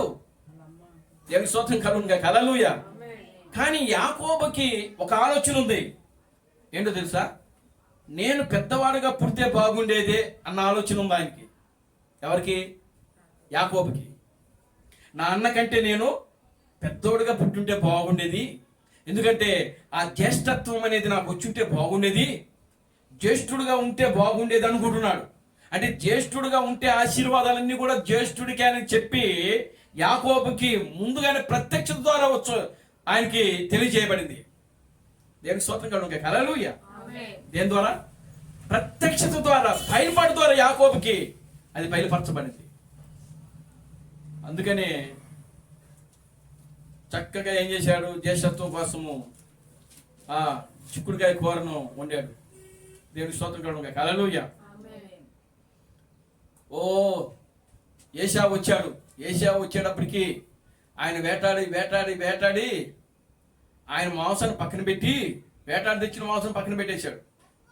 యాకోబు నిన్న చిక్కుడుకాయల కూర మీద ఆయన కళ్ళు పడింది. చూడటానికి అది ఎలా ఉంది అంటే చాలా రమ్యంగా కనబడింది అంట యాకోబుకి, ఏశావుకి. చక్కగా కారం వేసి, పసుపు వేసి, నూనె వేసి, ఏమంటే అది చూడటానికి చాలా ఇంపుగా కనబడిందంట ఏశావుకి. అప్పుడు వెళ్ళి యాకోబు దగ్గరికి వెళ్ళి, అరే తమ్ముడు నువ్వు వండుకున్న చిక్కుడుకాయల కూర నాకు ఇచ్చేసేయి అని నేను అడిగాడు. అప్పుడు యాకోబు అన్నాడు, అలాగైతే నీ జ్యేష్ఠత్వాన్ని నాకు ఇవ్వు అని అడిగాడు. యాకోబు ఏశావుకి జ్యేష్ఠత్వంలో ఉన్నటువంటి ఆశీర్వాదము, దీవెన ఏశావుకి తెలియదు. దేవుని స్తోత్రం కలుగునుగాక, హల్లెలూయా. ఏశావుకి తెలియదు. కనుక ఇప్పుడు ఏశావు ఏమన్నాడు అంటే, జ్యేష్ఠత్వమే కదా, సరే తీసేసుకో, నీ చిక్కుడుకాయల కూర నాకు ఇచ్చేసి అన్నాడు. ఈ రోజు నుంచి నువ్వే పెద్దోడివి, నేనే చిన్నోడిని. దేవుని స్తోత్రం కలుగునుగాక, హల్లెలూయా. అందుకనే పరిశుద్ధ గ్రంథములో ఏశావు గురించి ఏం రాయబడిందంటే భ్రష్టుడు అని వాక్యంలో రాయబడింది. దేవుని స్తోత్రం కలుగునుగాక, హల్లెలూయా. పూట కూటి కోసము జ్యేష్ఠత్వాన్ని అమ్ముకున్న ఎవరంటే ఆయన భ్రష్టుడంట. భ్రష్టుడు ఎవరు? పరిశుద్ధ గ్రంథంలో భ్రష్టుడు అపవాది. దేవుని స్తోత్రం కలుగునుగాక, హల్లెలూయా. భ్రష్టుడు ఎవరండి? అపవాది. దేవునామానికి మహిమ కలుగునుగాక, హల్లెలూయా. తన జ్యేష్ఠత్వాన్ని ఏం చేసుకున్నాడు? ఒక పూట కూటి కోసము తన యొక్క జ్యేష్ఠత్వపు హక్కును అమ్ముకున్నంత భ్రష్టుడు ఇంకెవరు లేరని పౌలే రాస్తాడు. ఎక్కడో ఒక మాట రాస్తాడు ఆయన. దేవునికి స్తోత్రం కలుగునుగాక, హల్లెలూయా. కనుక ప్రియులారా గమనించండి, ఆశీర్వాదం మీద, దీవెన మీద, జ్యేష్ఠత్వం మీద అంత ప్రత్యక్షత ఉన్నది యాకోబుకి. దాన్ని ఎలాగైనా సరే పొందుకోవాలా అనుకున్నాడు, అంతే. ఆ తపన, ఆరాటము. ఇక్కడ మోసం ఏం చేయలే. ఏశావును మోసం చేసి ఏం చేయలేదు. ఆయన అడిగాడు, కూరండాడు, పెట్టుకున్నాడు, అడిగాడు, నీ జ్యేష్ఠత్వం నాకు ఇచ్చే అన్నాడు. మరి ఇందులో ఏశావును మోసం ఎక్కడ చేశాడా? ఏశావును మోసం చేశాడా? చేయలేదే. దేవుని స్తోత్రం కలుగునుగాక, హల్లెలూయా. యాకోబు అనే పేరుకు మోసగాడని అర్థం. దేవునికి స్తోత్రం కలుగునుగాక, హల్లెలూయా. అంతేగాని ఏశావును మోసం చేయలేదు యాకోబు. గౌరవుడు గారు, హల్లెలూయా. ఇప్పుడు చూడండి, అసలు ఆశీర్వాదము నాకు నా తండ్రి ద్వారా, వారసత్వం ద్వారా రాబోతుంది అని అనుకున్నాడు ఆయన. తెలుసు ఏశావుకి, కానీ అది తెలియకుండానే చూడండి, అది ఆశీర్వాదములు, దీవులన్నీ ఎవరి మీదకి వచ్చాయంటే యాకోబు మీదకి వచ్చాయి. ఆయన ప్రయాసపడలేదు. ఏమండి? ఆయన పొందుకోవాలని అనుకోలేదు, దానికోసం ప్రయాసపడలేదు, పొందుకోవాలని ఏనాడు మనసులో ఆలోచన లేదు యాకోబుకి. కానీ ఒక రోజున ప్రియులారా అన్న యొక్క వేషాన్ని ధరించి వెళ్ళిపోయాడు తండ్రి దగ్గరికి. దేవునికి స్తోత్రం కలుగునుగాక, హల్లెలూయా. ఎందుకని అన్నే అన్నాడు కదా, నా స్థానంలో నువ్వే జ్యేష్ఠుడు అన్నాడు. ఇప్పుడు ఇస్సాకు ఎవరిని ఆశీర్వదించాలి? జ్యేష్ఠుడిని ఆశీర్వదించాలి. జ్యేష్ఠుడు ఇప్పుడు ఎవరు? యాకోబే జ్యేష్ఠుడు. జ్యేష్ఠత్వాన్ని అమ్ముకున్నాడు కదా ఏశావు. దేవుని స్తోత్రం కలుగును గాక. హల్లెలూయా. మరి అమ్మేసుకున్న వాడికి ఇంక అది కోల్పోయిన వ్యక్తికి ఇంకా హక్కు ఉంటుందా? ఉండదు. దేవునామానికి మహిమ కలుగును గాక. హల్లెలూయా. కనుక ప్రియమైన దేవుని బిడ్డలారా చూడండి, దేవుడు ఆయన కొన్ని ఘనమైన పాత్రలను, కొన్ని ఘనహీనమైన పాత్రలు. దేవుడు యాకోబును ఒక ఘనమైన పాత్రగా నిలబెట్టుటకు, ఒక దేశమే ఆయన పేరు మీద నిలబెట్టకు దేవుడు యాకోబుని ఎన్నుకున్నాడు. దేవునికి స్తోత్రం కలుగును గాక. హల్లెలూయా. మరి ఏశావును ద్వేషించాడు. దేవుని ఎన్నికది. దేవునికి స్తోత్రం కలుగును గాక. హల్లెలూయా. చూడండి కింద చదవండి. తర్వాత 9వ అధ్యాయం 16వ వచనం 17. మరియు లేఖనము ఫరోతో ఇలాగ చెప్పెను, నేను నీయందు నా బలము చూపుటకును నేను నీయందు నా బలము చూపుటకును నా నామము భూలోకమంతటా ప్రచురము అగుటకును అందు నిమిత్తమే నిన్ను నియమించి తిని. దేవునికి స్తోత్రం కలుగును గాక. హల్లెలూయా. చూడండి ఇక్కడ ఫరోను దేవుడు ఎందుకు నియమించారంట? ఎందుకు నియమించారండి ఫరోను? దేవునికి స్తోత్రం కలుగును గాక. హల్లెలూయా. చూడండి నిర్గమకాండము 9వ అధ్యాయం. నిర్గమకాండము 9వ అధ్యాయము 12వ వచనం నుంచి. అయినను యెహోవా మోషేతో చెప్పినట్లు యెహోవా ఫరో హృదయమును కఠినపరిచెను. అతను వారి మాట చూడండి, ఫరో హృదయాన్ని దేవుడు ఏం చేసినాడంట? ఎందుకు కఠినపరిచాడు? ఇప్పుడు 16వ వచనంలో రండి. 16వ వచనం చదవండి.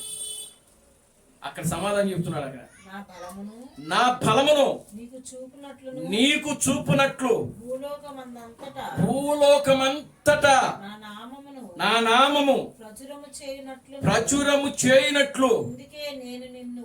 ఏమండి? ప్రచురము చేయనట్లు. ఇందుకే నేను నిన్ను ఎందుకు నియమించానంట ఫరోని?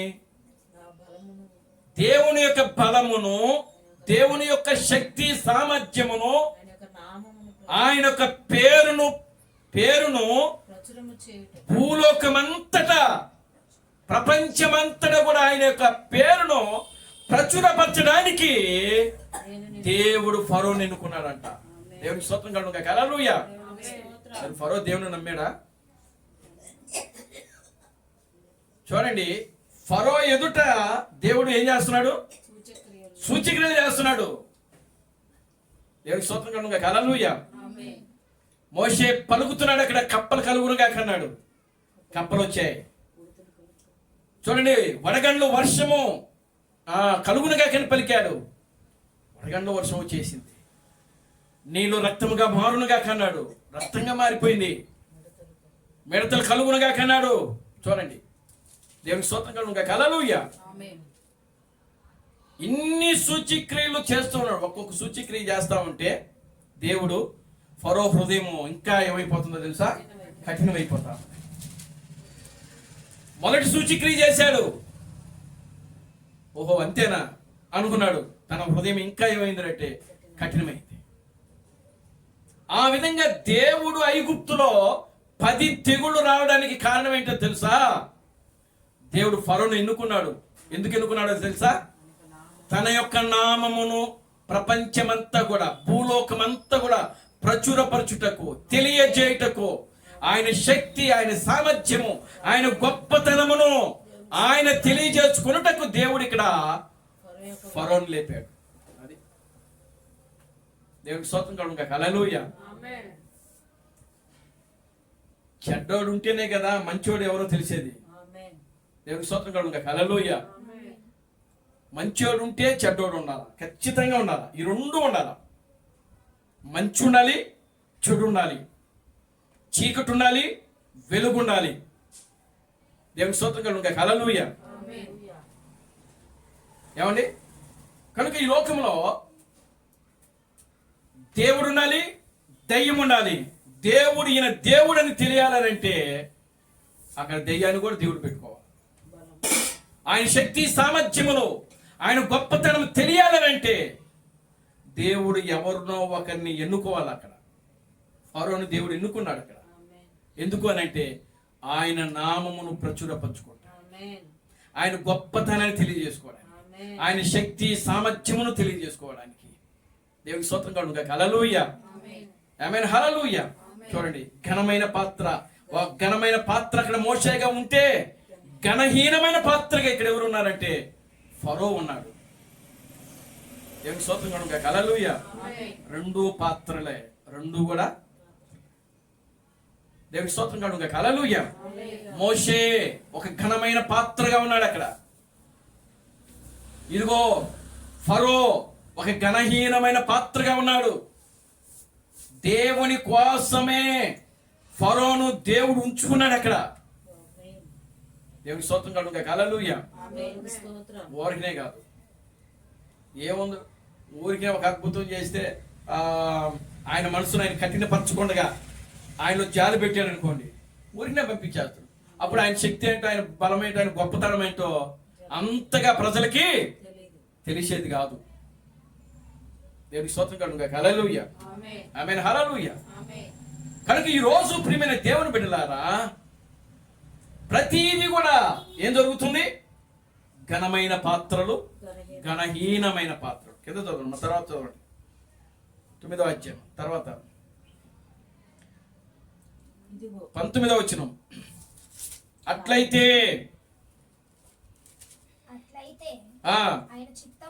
ఆయన చిత్తమును ఎదిరించిన వాడెవడు?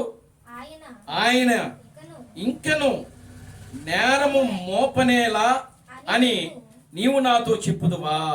దేవునికి స్తోత్రం కలుగుగా. హల్లెలూయా. ఇదంతా కూడా ఎవరి చిత్తమంట? ఎవరి చిత్తమంట?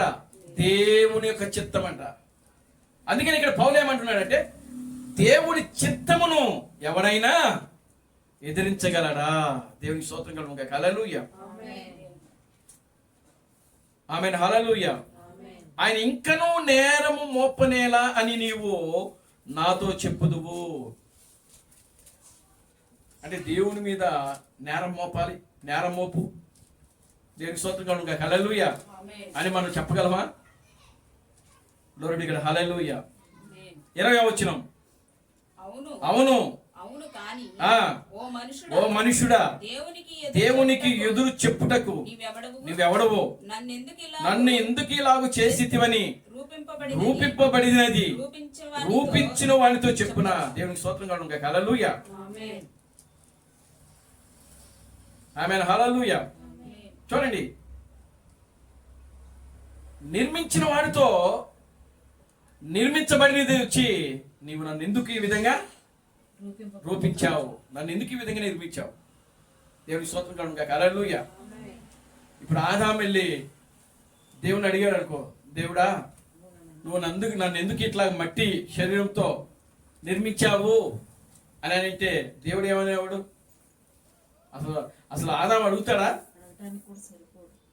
దేవుని స్తోత్రం కలుగుగా. హల్లెలూయా. అందుకనే నాకు చదివిన కీర్తనలో ఒక మాట ఉంది, నీవు మనుషుని జ్ఞాపకము చేసుకున్నటకు వాడు ఏ పాటి వాడు, నీవు దేవుని కంటే వాడిని కొంచెము తక్కువ వానిగా చేసితివి. దేవునికి స్తోత్రం కలుగుగా. హల్లెలూయా. దేవుడు మనిషిని ఎక్కడ కూడా రాజీ పడలే. ఆయన తయారు చేసినప్పుడు ఎక్కడ కూడా రాజీ పడలేదు ఆయన. దేవునికి స్తోత్రం కలుగుగా. హల్లెలూయా. కానీ ప్రియులారా, దేవునితో సమానంగానే మానవుని కూడా చేశాడు ఆయన. దేవునికి స్తోత్రం కలుగుగా. హల్లెలూయా. దేవునితో మనిషిని దేవునితో ఈక్వల్, దేవునితో సమానంగా చేశాడు. కానీ కొంచెం తక్కువ వాళ్ళన్నారు చూసావా? అది ఎక్కడ జరిగింది అని అంటే ప్రియులారా, ఇదిగో అవ్వని ప్రేమించడమే ఆదాములో ఉన్నటువంటి బలహీనత. దేవునికి స్తోత్రం కలుగును గాక. హల్లెలూయా. Glory to God. హల్లెలూయా. ఆదాము అవ్వను ఏం చేసినాడు? ఆమె తప్పు చేసినా కూడా, వాక్యమునకు వ్యతిరేకమైన కార్యం చేసినా కూడా ఆదాము అవ్వను ఏం చేసినాడు? ప్రేమించాడు. దేవునికి స్తోత్రం కలుగును గాక. హల్లెలూయా. దేవుని కంటే వానిని కొంచెం తక్కువగా చేసితివి అయినను అంటాడు అక్కడ. చూడండి కీర్తనలు 8వ కీర్తన. కీర్తనలు 8వ కీర్తన. నీవు మనుషుని జ్ఞాపకం చేసుకున్నటకు వాడే పాటి వాడు, నీవు నరపుత్రుని దర్శించుటకు వాడే పాటి వాడు, దేవుని కంటే వారిని కొంచెం తక్కువగా చేసి ఉన్నావు. అయినను మహిమా ప్రభావములతో వానికి కిరీటము ధరింపజేసి. చూడండి, మహిమతో ప్రభావముతో వానికి కిరీటము మనిషికి ఏం చేసినాడంట? ఆయన కిరీటం ధరింపజేశాడంట. నీ చేతి పనుల మీద వానికి అధికారం ఇచ్చి ఉన్నావు. గొర్రెలనన్నిటినీ, ఎడ్లనన్నిటినీ, అడవి మృగములను, ఆకాశ పక్షులను, సముద్ర మత్స్యములను, సముద్ర మార్గములలో సంచరించు వాటన్నిటినీ. మరి ఏదైనా తోటలో ఇదే కదా చెప్పింది ఆయన. ఆదాముతో ఏం చెప్పాడు? చూడండి 26వ వచనం, ఆదికాండం 1వ అధ్యాయం 26వ వచనం. దేవుడు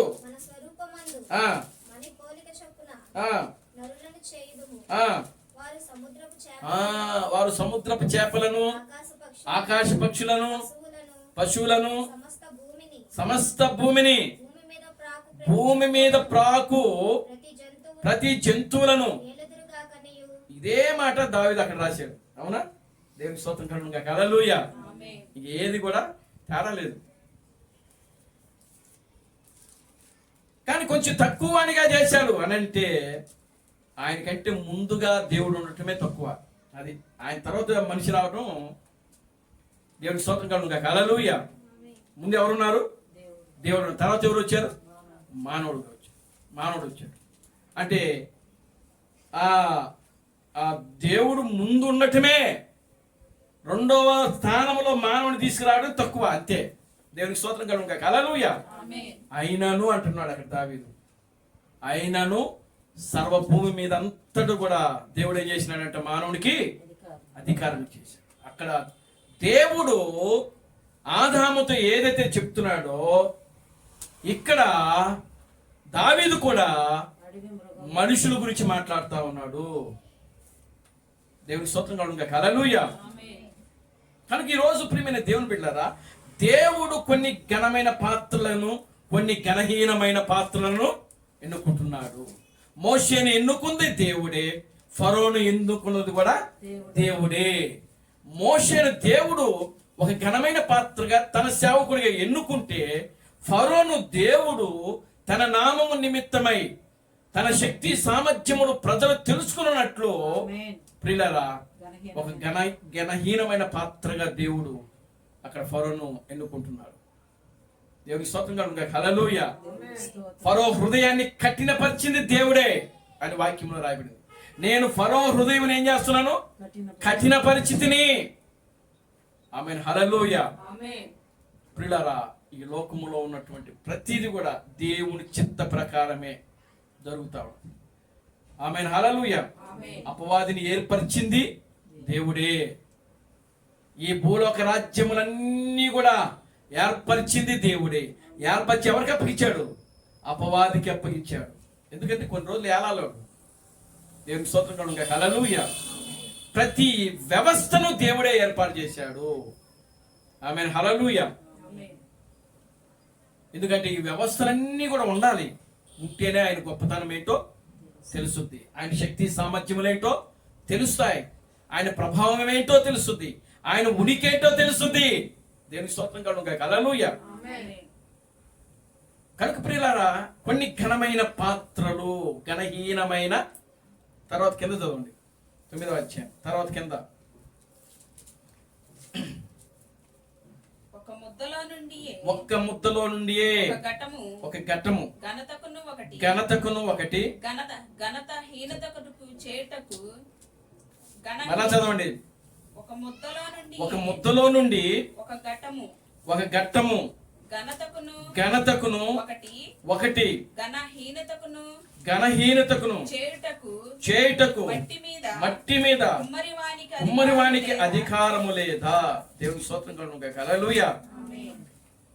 కనుక ప్రియులారా, కుమ్మరివాడు ఏం చేస్తున్నాడు? ఇక్కడ కొన్ని పాత్రలు తయారు చేస్తున్నాడు. కొన్ని పాత్రలను ఎలా తయారు చేస్తున్నాడంటే ఘనమైనవిగా, కొన్ని పాత్రలు ఘనహీనము కొరకు.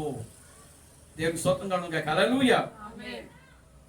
ఈరోజు నా ప్రియులారా గమనించండి.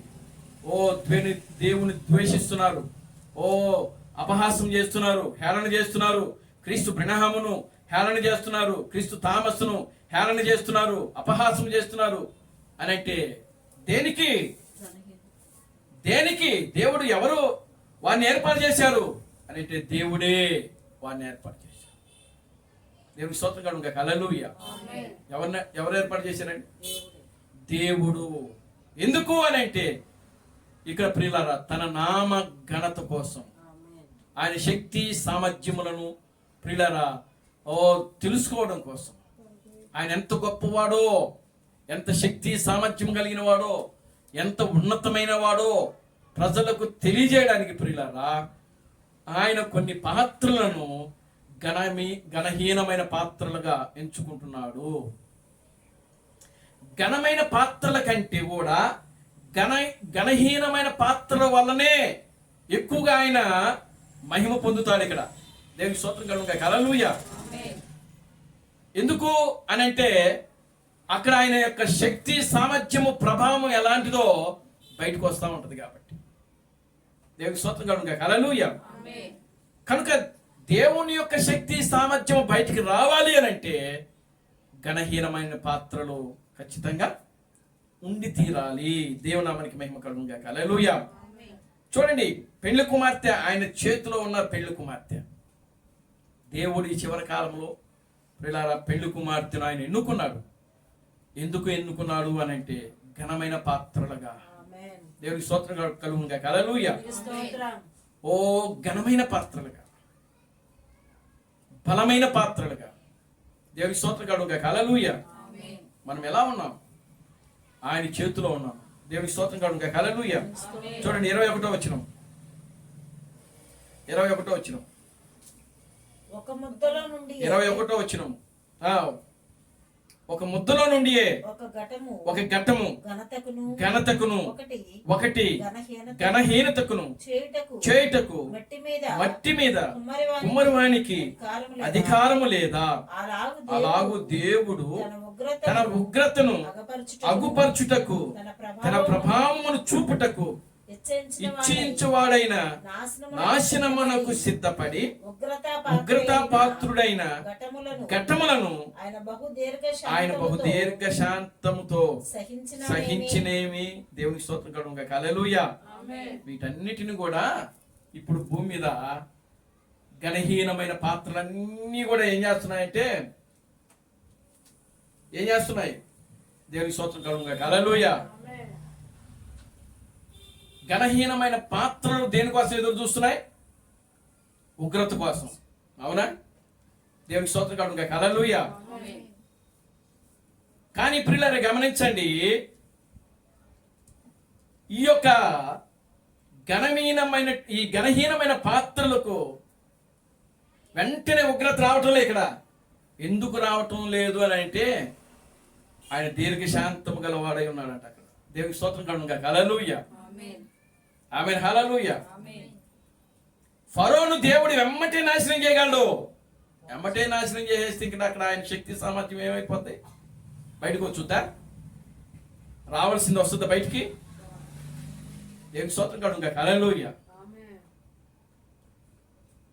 కనుక ఈ రోజున ప్రియమైన దేవుని బిడ్డలారా, ఈ ప్రపంచమంతా కూడా దేనికోసం ఎదురు చూస్తుందంటే దేవుని యొక్క ఉగ్రత కోసము, నాశనము కోసము ఈ ఘనహీనమైన పాత్రలు, దేవుని స్తోత్రం కలుగును గాక. హల్లెలూయా.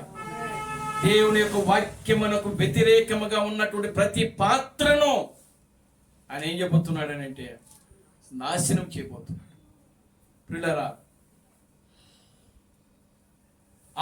ఆ యొక్క నాశనం చేయటం విషయంలో దేవుడు ఎలా ఉన్నాడు అని అంటే దీర్ఘ శాంతం గలవాడుగా ఉన్నాడంట. దేవునికి స్తోత్రం కలుగును గాక. హల్లెలూయా. ఆమేన్. హల్లెలూయా. ఆయన ఇప్పుడు దీర్ఘ శాంతం గలవాడై ఉన్నాడు. ఆయన క్రీస్తు బ్రహ్మ ఇప్పుడు ఎలా ఉన్నాడు? దీర్ఘ శాంతం వహిస్తున్నాడు ఆయన. ఎందుకు? ఆయన శక్తి, ఆయన సామర్థ్యం, ఆయన ఫలం ఇంకా బయటికి రావాల్సి ఉంది. ఆమేన్. హల్లెలూయా. ఆమేన్. హల్లెలూయా. నీ ద్వారానే ఆయన యొక్క శక్తి సామర్థ్యము బయటికి రావాల్సి ఉంది. మోషే ద్వారానే దేవుని యొక్క శక్తి సామర్థ్యం అక్కడ బయటకు వస్తా ఉన్నది. దేవుని స్తోత్రం కలుగును గాక. హల్లెలూయా. కనుక మోషే ఉన్నాడు అక్కడ, ఫరో ఉన్నాడు. ఫరో హృదయాన్ని దేవుడు ఏం చేస్తున్నాడు? ఇక్కడ కఠినపరుస్తున్నాడు. ఈనాడు ప్రపంచంలో ఉన్నటువంటి కొన్ని హృదయాలను దేవుడు ఏం చేస్తున్నాడంటే కఠినపరుస్తూ ఉన్నాడు. దేవునికి స్తోత్రం కలుగును గాక. హల్లెలూయా. దేవుని యొక్క వాక్యమునకు వ్యతిరేకముగా ఆయనే కఠినపరుస్తున్నాడు. ఈరోజు క్రీస్తు బ్రహ్మను వాళ్ళు నమ్మటం లేదు అని అంటే దేనికోసము? దేవుడు వాళ్ళ హృదయాల్ని కఠినపరుస్తున్నాడు. అంటే కొన్ని హృదయాలను ఆయన ఏం చేస్తున్నాడంటే కఠినపరుస్తున్నాడు. కొన్ని హృదయాలను ఆయన ఏం చేస్తున్నాడంటే తెలుస్తున్నాడు. దేవునికి స్తోత్రం కలుగును గాక. హల్లెలూయా. ఏ హృదయమైతే దేవుడు తెలుస్తున్నాడో అది ఘనమైన పాత్రగా ఉంటుంది. ఏ హృదయాన్ని అయితే దేవుడు కఠినపరిచి చేస్తున్నాడో అది ఘనహీనమైన పాత్రగా ఉంటుంది. అది నాశనం కోసమే తయారు చేయబడింది. అది పెళ్లగించబడటానికే తయారు చేయబడింది. అది విరగొట్టబడటకే తయారు చేయబడింది. అది నాశనం కోసమే తయారు చేయబడింది. దేవునికి స్తోత్రం కలుగును గాక. హల్లెలూయా. ఆమేన్. హల్లెలూయా. కానీ పెళ్లి కుమార్తెను దేవుడు నాశనం చేయడానికి, విరగొట్టడానికి, లేకపోతే పెళ్లగించడానికి దేవుడు తయారు చేయట్లేదు. ఆమేన్. హల్లెలూయా. చూడండి యెషయా గ్రంథము 49:16.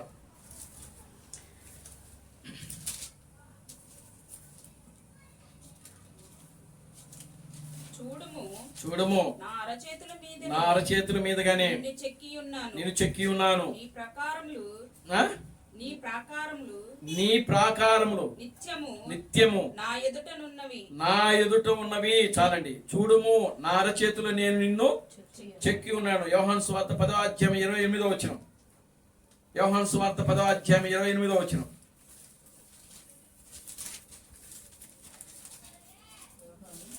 పదవ అధ్యాయము 28వ వచనం. నేను నా తండ్రి యొద్ద నుండి బయలుదేరి లోకమునకు వచ్చి ఉన్నాను, మరియు లోకము విడిచి తండ్రి యొద్దకు వెళ్ళుచున్నానని వారితో చెప్పెను. యోహాను సువార్త 10వ అధ్యాయము నేను వాటికి 28వ వచనం. నేను వాటికి నిత్య జీవం ఇచ్చుచున్నాను గనుక అవి ఎన్నటికి నశింపవు. ఎవడును వాటిని నా చేతిలో నుండి అపహరించడు. అది దేవునికి స్తోత్రం కలుగును గాక. హల్లెలూయా. మీరు ఎక్కడున్నారు? దేవుని యొక్క చేతిలో ఉన్నారు. మీరు నిజమైన వధువు, నిజమైన ఆయన యొక్క భార్య, నిజమైన గొర్రెలు ఎవరి చేతిలో ఉన్నారు? దేవుని యొక్క అరచేతిలో ఆయన మిమ్మల్ని చెక్కున్నాడు. దేవుని స్తోత్రం కలుగును గాక. హల్లెలూయా. క్రీస్తు బ్రహ్మ యొక్క అరచేతిలో మీరు ఉన్నారు. ఆమేన్. హల్లెలూయా. ఎవడును మిమ్మల్ని ముట్టడు, ఎవడును మిమ్మల్ని అపహరించడు. అపహరించడంటే తీసుకుని వెళ్ళిపోడు. దేవుని స్తోత్రం కలుగును గాక. హల్లెలూయా. ఎవడును మిమ్మల్ని మోసం చేయలేడు. దేవుని స్తోత్రం కలుగును గాక. హల్లెలూయా. ఒకవేళ మిమ్మల్ని మోసం చేద్దామని ఎవడను వచ్చినా వాళ్ళే మోసపోతారు. దేవుని స్తోత్రం కలుగును గాక. హల్లెలూయా. దేవుని వాక్యములో రాయబడింది, వారు ఒక మార్గమును వచ్చి 7 మార్గములలో వాళ్ళు తిరిగి వెళ్ళిపోతారు, పారిపోతారని వాక్యంలో రాయబడింది. దేవునికి స్తోత్రం కలుగును గాక. హల్లెలూయా. మిమ్మల్ని ఎవరైనా మోసం చేయాలనుకున్నా, మిమ్మల్ని ఎవరైనా దూషించాలనుకున్నా, మిమ్మల్ని అపహాసం చేయాలనుకున్నా వారే అపహాసం పొందుతారు, వారే దూషించబడతారు, వారే హేళన చేయబడతారు. కారణం ఏంటంటే ప్రియులారా, దేవుడు మిమ్మలను ఆయన తన యొక్క ఉచితమైన కృప ద్వారా ఆయన యొక్క అరచేతిలో మిమ్మలను చెక్కుకొని ఉన్నాడు. ఎందుకోసమనంటే ఘనమైన పాత్రలుగా ఉండుటకు. ఆమేన్. హల్లెలూయా. ఏ పాత్రలుగా ఉండుటకండి? ఘనమైన పాత్రలుగా. Glory to God. హల్లెలూయా. ఊరికే తడితే పగిలిపోయే పాత్రలు కాదు. ఆమేన్. హల్లెలూయా. చిన్న శ్రమ రాగానే, ఏమండి, చిన్న శ్రమ రాగానే ఏం దేవుళ్ళేమ్మా, ఏం క్రీస్తు ప్రణాళేమ్మా, మీ వర్తమానం నమ్మే చాలా మంది వెనక్కి వెళ్ళిపోయారు. కారణం ఏంటి? ఘనహీనమైన పాత్రలు అవి. క్రీస్తు ప్రణాళం నమ్మి కొంతమంది వెనక్కి వెళ్ళిపోయారు. ఏ పాత్రలు అవి? ఈ లోకంలో క్రీస్తు ప్రణాళం నమ్మితే ఈ లోకములో మనం గొప్పగా బతకలేం, మనము గొప్పగా బ్రతకలేం. బ్రతకాలని అంటే వాక్యమును విడిచిపెట్టేయాలి. యేసుక్రీస్తు పేరు చెప్తే గొప్పగా బతుకుతాం. మరి క్రీస్తు ప్రణామ నామం చెప్తే ఎవరైనా మనల్ని రప్పిస్తాడా? రప్పించుకుంటాడా? మనల్ని పిలుస్తాడా? మనల్ని ఆహ్వానిస్తారా వాళ్ళ ఇళ్ళకి? ఏమండి, దేవుడికి స్తోత్రం కలుగును గాక. హల్లెలూయా. కనుక ప్రియులారా గమనించండి, ఈ రోజున ఆయన మనలను తన నామ ఘనత కోసము ఘనమైన పాత్రలుగా ఉండుటకు మాత్రమే ఆయన మనలను ఎన్నుకున్నాడు. చిన్న శ్రమ రాగానే, శోధనలు రాగానే ప్రియులారా, మీ జీవితంలో ఎన్ని శ్రమలు వచ్చినా సరే ఆయనే మిమ్మల్ని కొడుతున్నాడు అనుకోవాలి మీరు. ఎందుకు అంటే తనకిష్టమైనటువంటి పాత్రగా ఆకారంలో నిన్ను తీసుకురావడానికి, ఒక పరిపూర్ణమైన రూపంలోకి నిన్ను రావడానికి. వాక్యంలో రాయబడింది కదా, నువ్వు శోధించబడిన ఎడలా నువ్వు సువర్ణముగా, నువ్వు ఒక బంగారంలాగా, ఒక వజ్రములాగా, ఒక ముత్యములాగా నువ్వు ఉండాలి అని అంటే ప్రియులారా, నీవు అగ్నిలో పుట్టమ వేయబడినట్లుగా ఉండాలి. అగ్నిలో నువ్వు కాల్చబడాలి, అగ్నిలో కాల్చబడాలి, బయటికి తీయాలి, దాన్ని కొట్టుతా ఉండాలి. దేవుడికి స్తోత్రం కలుగును గాక. హల్లెలూయా. కాల్చబడాలి, అది అగ్నిలో కాల్చబడాలి, శుద్ధితో కొట్టబడాలి, నలుగుగొట్టబడాలి. దేవుడికి స్తోత్రం కలుగును గాక. హల్లెలూయా. ఘనమైన పాత్రగా ఉండుటకు, ఆయనకి ఇష్టం వచ్చిన రూపంలో నిన్ను తీసుకున్నటకు. మరి క్రీస్తు థామస్ను దేవుడు ఆ విధంగా తీసుకొచ్చాడు. ప్రభు అయిన క్రీస్తు బ్రహ్మను దేవుడు ఎందుకు ఆ విధంగా తీసుకొచ్చాడు? వారి జీవితాలు సమస్తము వాడు కోల్పోయారు. వాడు ఎందుకు కోల్పోయారు? పౌలు ఆయన జీవితంలో ఆయన సమస్తము కోల్పోయాడు. ఆయన ఎందుకు కోల్పోయాడు? మోషే తన జీవితంలో ఆయన అన్ని కోల్పోయాడు. మోషే ఎవరు అసలు? మోషే ఐగుప్తు దేశానికి రాజు. ఆయన దేవునికి స్తోత్రం కలుగును గాక. హల్లెలూయా. రాజు కావలసిన ఒక వ్యక్తి ఏమైపోయాడు? పూర్తిగా మారిపోయాడు. ఐగుప్తు దేశానికి యువరాజుగా ఉండవలసినటువంటి మోషే ప్రియులారా, ఐగుప్త సుఖభోగములను ఆయన ఏం చేశాడంటే విసర్జించి క్రీస్తుతో నింద అనుభవించుట మేలు అనుకున్నాడు. ఆయన దేవునికి స్తోత్రం కలుగును గాక. హల్లెలూయా. క్రీస్తు ప్రజలతో నింద అనుభవించుట, ఐగుప్తు దేశములో సుఖభోగములో రాజుగా ఉండి సుఖభోగములో అనుభవించుట కంటే క్రీస్తు ప్రజలతో నింద అనుభవించడం శ్రేష్టమని ఆ యొక్క దాన్ని ఏం చేసినాడంటే ఆయన విడిచిపెట్టాడు, తృణీకరించాడు రాజరికాన్ని. దేవునికి స్తోత్రం కలుగును గాక. హల్లెలూయా. కోల్పోయాడు ఆయన జీవితంలో. ఆయన ఒక రాజుగా, ఒక యువరాజుగా ఉండవలసినటువంటి ఒక మోషే తన జీవితంలో కోల్పోయాడు. ఆయన ఎవరి కోసము? క్రీస్తు కోసం. ఆమేన్. హల్లెలూయా. పౌలు ఒక్కగానే ఒక కుమారుడు. ఆయన అన్ని సుఖభోగములు అనుభవించగలిగిన స్థితిగతులు, ఆస్తులు ఉన్నటువంటి వ్యక్తి సౌలు. దేవునికి స్తోత్రం కలుగును గాక. హల్లెలూయా. ఎప్పుడైతే దేవుడు తన కోసం ఆయన ఒక ఘనమైన పాత్రగా ఎన్నుకున్నాడో సమస్తమును ఆయన పెంటతో సమానముగా ఎంచుకున్నాడట. దేవునికి స్తోత్రం కలుగును గాక. హల్లెలూయా. ఎలా ఎంచుకున్నాడండి? పెంటతో సమానం. ఆయన అంటాడు, నేను సుఖంగా ఉండగలనంటే ఉండగలను అంటాడు ఆయన. ఆమేన్. హల్లెలూయా. నేను ఏ విధంగా ఉండగలను, నేను కడుపు నిండా తినగలను, ఆహారంతో ఉండగలను, లేమిలో ఉండగలను, ఉన్నతమైన స్థితిలో ఉండగలను. ఎందుకంటాడు ఆ మాట? ఊరికినా అంటాడు, ఏమీ లేకపోతే అంటాడు ఆ మాటలు అంటారండి. దేవునికి స్తోత్రం కలుగును గాక. హల్లెలూయా. పౌలు ఒక ధనవంతుడు ఆయన. దేవునికి స్తోత్రం కలుగును గాక. హల్లెలూయా. ఉన్నత సంపన్నమైన కుటుంబంలో నుంచి బయటకు వచ్చాడు పౌలు. ఒక్కగానే ఒక కుమారుడు అంట ఆయన. తల్లిదండ్రులు విడిచిపెట్టాడు. దేవునికి స్తోత్రం కలుగును గాక. హల్లెలూయా. తన గోత్రాన్ని విడిచిపెట్టేశాడు. ఎవరున్నా లేకపోయినా నాకు క్రీస్తుంటే చాలని క్రీస్తు కొరకు ఆయన సమస్తమును ఏం చేసినాడంటే పెంటతో సమానంగా ఎంచుకున్నాడు ఆయన. అందుకే దేవుడు సమస్తమును ఆయన ముందుకు తీసుకొచ్చాడు ఆయన. దేవునికి స్తోత్రం కలుగును గాక. హల్లెలూయా. ఆమేన్. హల్లెలూయా. ప్రియమైన దేవుని బిడ్డలారా, క్రీస్తు బ్రహ్మము ప్రియులారా, ఆయన ఒక ఉన్నతమైనటువంటి కుటుంబంలో అయితే పుట్టలేదు కానీ ప్రియులారా, కానీ దేవుని వాక్యం కోసము ఆయన అనేకమైన శ్రమలు, అనేకమైన కష్టాలు, శోధనలు ఆయన ఎదుర్కోవాల్సి వచ్చింది. ఆయన కారణం క్రీస్తు కోసం ఒక ఘనమైన పాత్రగా ఆయన వాడబడుటకు. ఆమేన్. హల్లెలూయా. క్రీస్తు థామసు ఆయన ఒక ఉన్నతమైన సంపన్నమైన కుటుంబంలో పుట్టాడు. ఆయన వాళ్ళ తల్లిదండ్రులు ఇద్దరు కూడా టీచర్లే. ఆయన ఒక ఇంజనీరు. క్రీస్తు థామసు అప్పట్లో ఇంజనీర్ అంటే మామూలు విషయం కాదు. దేవునికి స్తోత్రం కలుగును గాక. హల్లెలూయా. అప్పట్లోనే ఆయనకి ₹1,00,000 శాలరీ. ఆయనకు అప్పట్లోనే ₹1,00,000 శాలరీ. అప్పట్లో అంటే ఒక 60 ఏళ్ల క్రితం ₹1,00,000 శాలరీ అని అంటే అసలు అది మామూలు విషయం అంటే. ఈరోజు 10 సంవత్సరాలు చేస్తేనే కానీ ఒక ఇంజనీర్కి ₹1,00,000 అవడం కష్టం అయిపోతుంది. కానీ అప్పట్లోనే ఆయనకు ₹1,00,000 స్టార్టింగ్ నెల జీతం అని అంటే ఎంత ఉన్నతమైన స్థితిలో చూడండి. కానీ ఆయన ఏం చేసినాడు? దాన్ని ఏం చేసినాడు? విడిచిపెట్టేశాడు. దేవునికి స్తోత్రం కలుగును గాక. హల్లెలూయా. ఆయన విడిచిపెట్టి దేవుని కోసము ప్రియులారా ఆయన సమస్తమును కూడా ఏం చేసినాడంటే ఒక పౌలులాగా సమస్తమును కూడా ఆయన కూడా పెంటతో సమానముగా ఎంచుకున్నాడు ఆయన. ప్రియమైన దేవుని బిడ్డలారా, ఈరోజు మనల్ని దేవుడు ఒక ఉన్నతమైన స్థితిలోకి ఇస్తాడు. దేవుడు మిమ్మల్ని ఏది తక్కువ చేయాల. దేవుడు మీకు ఏది తక్కువ చేయాల.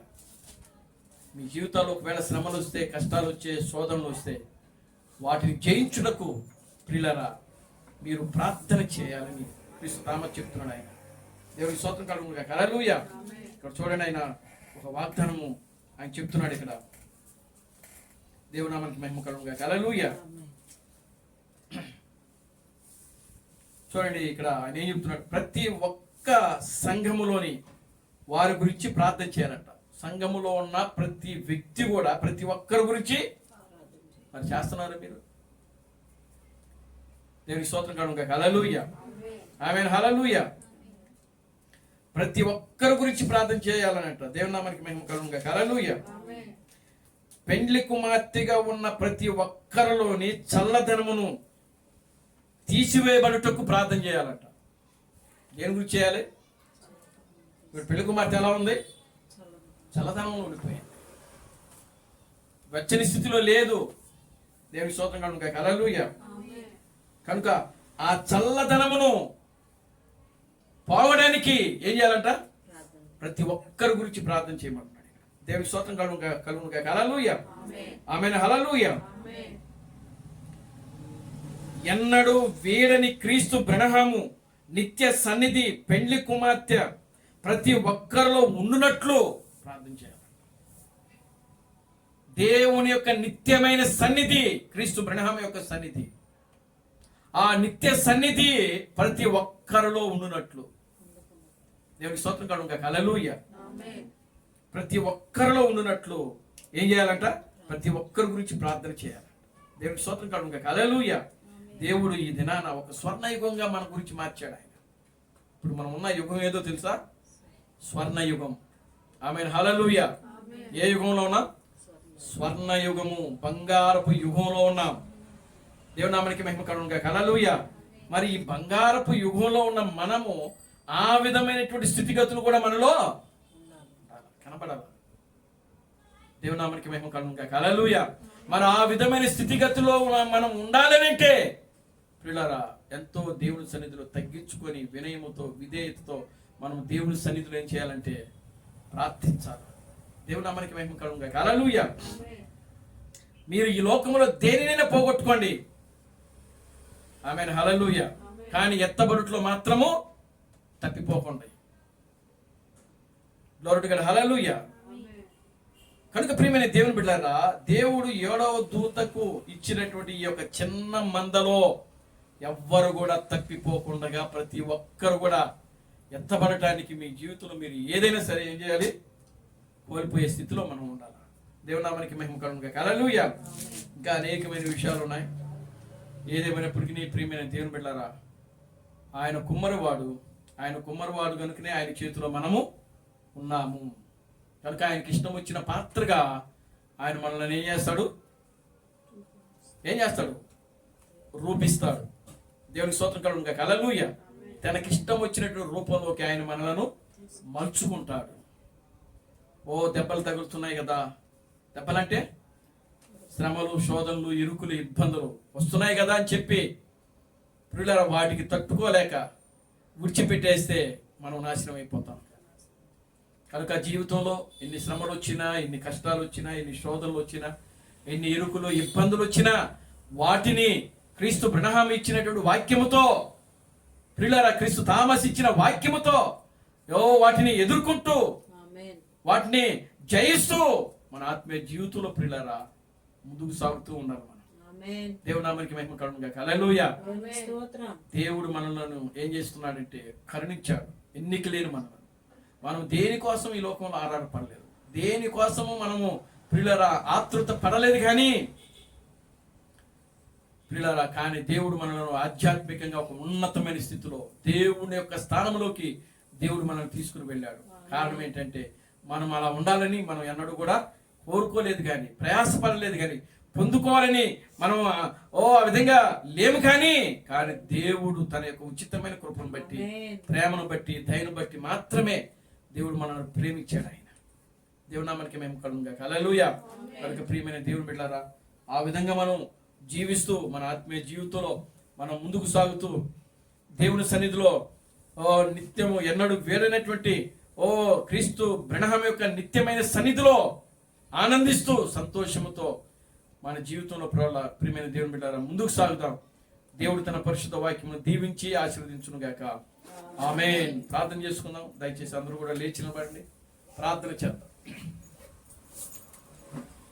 మమ్మల్ని మిక్కిలిగా ప్రేమించిన మా మంచి తండ్రి, జీవం గల దేవుడా, జీవాధిపతి, నిన్న నేడు నిరంతరము ఒకటి రీతిగా ఉన్న మా పరమ తండ్రి, నా ప్రభువైన బ్రహ్మ క్రీస్తు నీ పవిత్రమైన పాదాలకు వందనాలు, స్తుతులు, స్తోత్రములు.